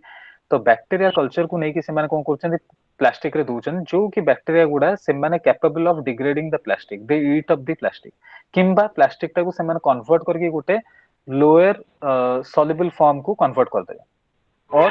they are using some kind of biosurfactant जोटा कि होची डिटर्जेंट टाइप रो होची हमरो जनरली जदी ओशन रे बा सी रे बा गोटे पोखरी जोटी भी हो, से कोन कहउछन से डिटर्जेंट गोटे टाइप रो बैक्टीरियल गोटे बैक्टीरिया रहउची जोटा कि गोटे एंजाइम सिक्रेट करथबो, that enzyme is capable of degrading the plastics, so that we can use, but that is still a controversial because आज पର୍ଯ୍यंत ମୁଁ ଯାହା ବି ଦେଖିଛି ମୁଁ ସେଇଟା ସେଇ ଜିନିଷ ନେଇକି ମୋର ବହୁତ ଜଣଙ୍କ ସହିତ ଆର୍ଗୁମେଣ୍ଟ ହେଇଛି, ବିକଜ नो डाउट ମୁଁ ଗୋଟେ ରିସର୍ଚ୍ଚ କରୁଛି ତ obviously ମୁଁ କହିବି ଯେ ଏ ରିସର୍ଚ୍ଚ ବହୁତ ଭଲ, ବହୁତ ହି, ବଟ୍ हाँ ठीक अच्छे गोटे बैक्टेरिया प्लास्टिक डिग्रेड करुच्ची, पूरा प्लास्टिक जदि 1 kg रो प्लास्टिक जदि गोटे बैक्टेरिया विदिन 7 days से डिग्रेड कर जीरो कर दउची, then also it is very good, but सेई जारे मते देखियार अछि जे केते इकोनॉमिकली फिजिबल। मु जदि गोटे डिटर्जेंट पैकेट मु जदि कहिबे जे मु गोटे डिटर्जेंट पैकेट बनेछि जोटा कि नई रे जो प्लास्टिक थिबो ताको डिग्रेड करिवो, ताको छिंची देले, तो भाबि नियंतु आपण माने जदि गोटे महानदी भलिया नई रे आपण केतेटा डिटर्जेंट पैकेट सारिबे, और सेठी कोन ऑप्शन थिबो आपन पारे किछि ऑप्शन नै। आ तेनिके आपण जेतेबे गोटे बैक्टेरिया बा गोटे माइक्रोब को इंट्रोड्यूस करछन्ते गोटे एनवायरनमेंट को, भाबि नियंतु गोटे हाईली पॉल्यूटेड एनवायरनमेंट गोटे पोखरी अछि, सेठी बहुत प्लास्टिक अछि, आपण सेई जार कोन करले गोटे बैक्टेरिया को इंट्रोड्यूस करेले, तो गोटे तो बैक्टेरिया कल्चर इंट्रोड्यूस करेबेनी, माने बहुत हाई अमाउंट रो आपको इंट्रोड्यूस करबा पड़ियो सेही जार कोन होची आपण जनकर पॉपुलेशन को एते बढ़े दउछन माने बहुत बढ़े दउछन तो आपनकर गोटे एनवायरनमेंट रे जोटा हमर थाए जे प्लांट टू एनिमल रेशियो गोटे मेंटेन हुए एनिमल एनिमल भीतर गोटे रेशियोटा मेंटेन रहउची जोटु कि हमर गोटे एनवायरमेंटल होमियोस्टेसिस बा एनवायरमेंटल बैलेंस होउची फूड साइकिल फूड वेव गोटे कंट्रोल्ड वे रहउची तो आमे जदी सेठी गोटे बैक्टीरियल पॉपुलेशन ताको जदी बहुत अधिका बढ़े देबा ताले सी कोन हबो सेही जगह रे गोटे टाइप रो सी गोटे सुपर बग हे जिवो गोटे टाइम आसीबो सेही बैक्टीरियाटा बहुत अधिका पॉपुलेशन हे जिवो आ अन्य मान को ग्रोथ अन्य जो बेनिफिशियल बैक्टीरिया थिबे सेमान को ग्रोथ को अटके दबो बा इनहिबिट करिवो तो सेटारे हमर गोटे सस्टेनेबिलिटी साइकिल टा जोटा हबो डिसरप्ट हो सो this is the problem sir excuse me sir से बैक्टीरिया टा स्यूडोमोनास पुटिडा स्यूडोमोनास पुटिडा बहुत टाइप रो बैक्टीरिया अछि आपन को स्यूडोमोनास पुटिडा गोटे अछि देन पेनिबैसिलस बोली गोटे अछि स्पीसीज अछि तो सेमति बहुत गुडा स्पीसीज रो आपन को जीनस और स्पीसीज रो बैक्टीरिया मिल परिबे okay thank you sir thank you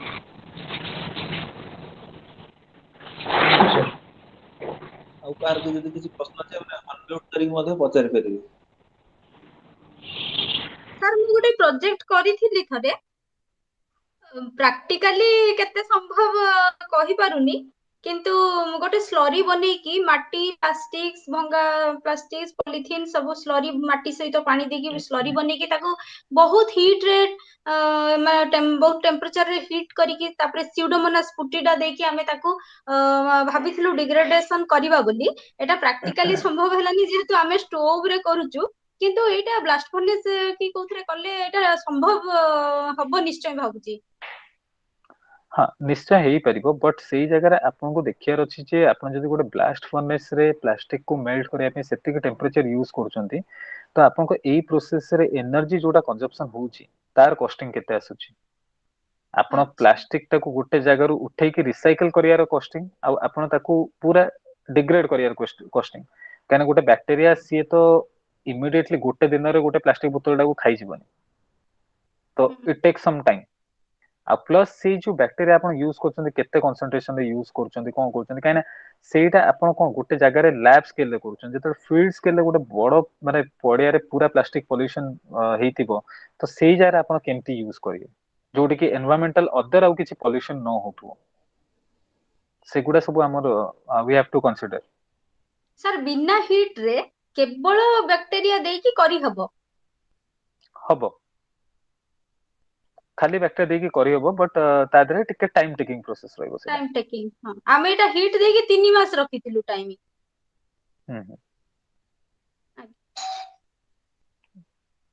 Satyan Mahant आउ गोटे प्रश्न पछिला are there any biological factors which will be helpful in degrading plastic and polythene biological factors in the sense there will be jodi if there is polythene or plastics in the soil then the best biological factor that is responsible is the presence of microbes in the soil co type of microbes rohuchi and whether they are able to degrade those plastics or not and I assure that जो गुटे जगह रे जदी गुटे जगह dumping होतो where there is large amount of plastics and soil plastic and polythenes then if you take this sample from the soil sample from that you will be able to get across a like plastic degrading bacteria or at least not highly degrading but some it may be degrading the plastic very in a low quantity but there should be a plastic degrading bacteria besides that माने एई जो microflora बा soil microflora को छाडी देले other factors is like pH soil लो pH कोन रहउची temperature कोन सॉइल लो रहउची प्रेशर केते रहउची तो सेही अनुसार काहे ना ई जो पीएच टेम्परेचर और pressure these are all interrelated with the degradation of plastic plastic ता you can not tell that माने हमें जो कहूछु जे plastic are non biodegradable non degradable नहोंती they are degradable but at a certain period of time बहुत time रहिला परे से मन जाई कि डिग्रेड हेबे but may be that degradation is not 100% 80% और 90% हो कि जहां भी हो बट एट दैट टाइम ए जो पीएच टेम्परेचर से टाइम रे कोन होय हमें जो माटी रे जदी पुती कि गोटे प्लास्टिक ता रहिला pH soil लो कोन रहउची टेम्परेचर कोन रहउची प्रेशर केते प्रेशर ता ऊपर रहउची से अनुसार ता डिग्रेडेशन ता डिपेंड करे so these are all other factors these are the physiochemical factors not the biological factors and if you are searching for the biological factors then one thing can be plants also somewhat can be responsible for degradation of plastics କାହିଁକି ନା ଯଦି ଗୋଟେ plant ଆମେ ଦେଖିବା ଯୋଉଟାକୁ ରାଇଜୋସ୍ଫିୟର କୁହାଯାଇଛି plant ର route ଆଉ ସଏଲ ର ଇଣ୍ଟରଫେସ ଯୋଉ ଜାଗାରେ ପ୍ଲାଣ୍ଟ ର ରୁଟ ଟା ଜଷ୍ଟ ସଏଲ ରେ ଟଚ ହେଇଛି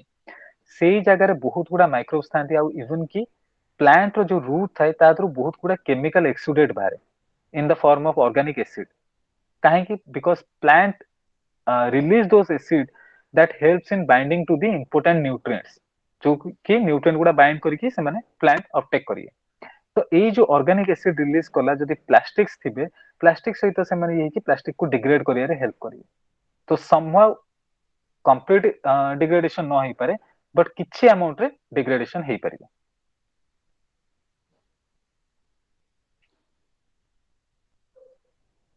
ओके सर थैंक यू ଆପଣଙ୍କର ଆଉ କିଛି ପ୍ରଶ୍ନ ଅଛି? नहीं सर तो ଆମର ନା ଆଉ କିଛି ପ୍ରଶ୍ନ ଚାଟ୍ସ ରେ ଆସିନି ସो ଏଠି ଆମେ ଆମର ଏଇ ମିଟିଂ ଟିକୁ କନକ୍ଲୁଡ କରିବା ତ ମୁଁ ଆଉ ଥରେ ଧନ୍ୟବାଦ ଜଣାଉଛି ଆମର ସ୍ପିକର କୁ ଯେ ସେ ତାଙ୍କର ଏତେ ସମୟ ଆମକୁ ଦେଲେ ଆଉ ଆମର ସବୁ ଯାକ କ୍ୱେରିଜ କୁ କ୍ଲିୟର କଲେ ଆଉ ବିଜ୍ଞାନ ଚେତନା ମଞ୍ଚ ତରଫରୁ ଆପଣଙ୍କୁ ବହୁତ ବହୁତ ଧନ୍ୟବାଦ ଆମେ ଜଣାଉଛୁ। धन्यवाद आदित्य आउ बहुत धन्यवाद जो विज्ञान चेतना मंच को एटी भी मु माने एटा कहै पे भी चाहे जे आदित्य घोष सी होचंती मोर माने स्कूल बळर सांग तो आमे दी जन एकाथरे माने क्लासमेट बेंचमेट थिलु एंड सी भी जो इनिशिएटिव एटा नै चंती जो जो हा करूचंती एटा बहुत भलो एक्चुअली मु ई विषय जानि नथि बट सी जेतले मते थरे कांटेक्ट करी तापरे कथार्ता आगु बढ़िला तो तापरे मु देखुतली जे फेसबुक पेज रे जाकी विज्ञान चेतना मंच मु कहली जे मु भी जानि नथि जे एमता गोटे ये अछि बोली बहुत भलो इनिशिएटिव तो होपफुली एमती आगु को आपण माने करि चलतांतु आ माने अन्य माने याथु बेनिफिट होंतु थैंक यू वेरी मच एठी हम मीटिंग टू एंड करे आपण माने हमकु bcmodisha.org वेबसाइट रे मध्ये आपण हमर अपडेट्स पाई परिबे और हम फेसबुक पेज रे मध्ये आपण हमकु फॉलो करंतु हमर नेक्स्ट मीटिंग्स पई सो एठी हम मीटिंग को एंड करूछु thank you so much thank you sir thank you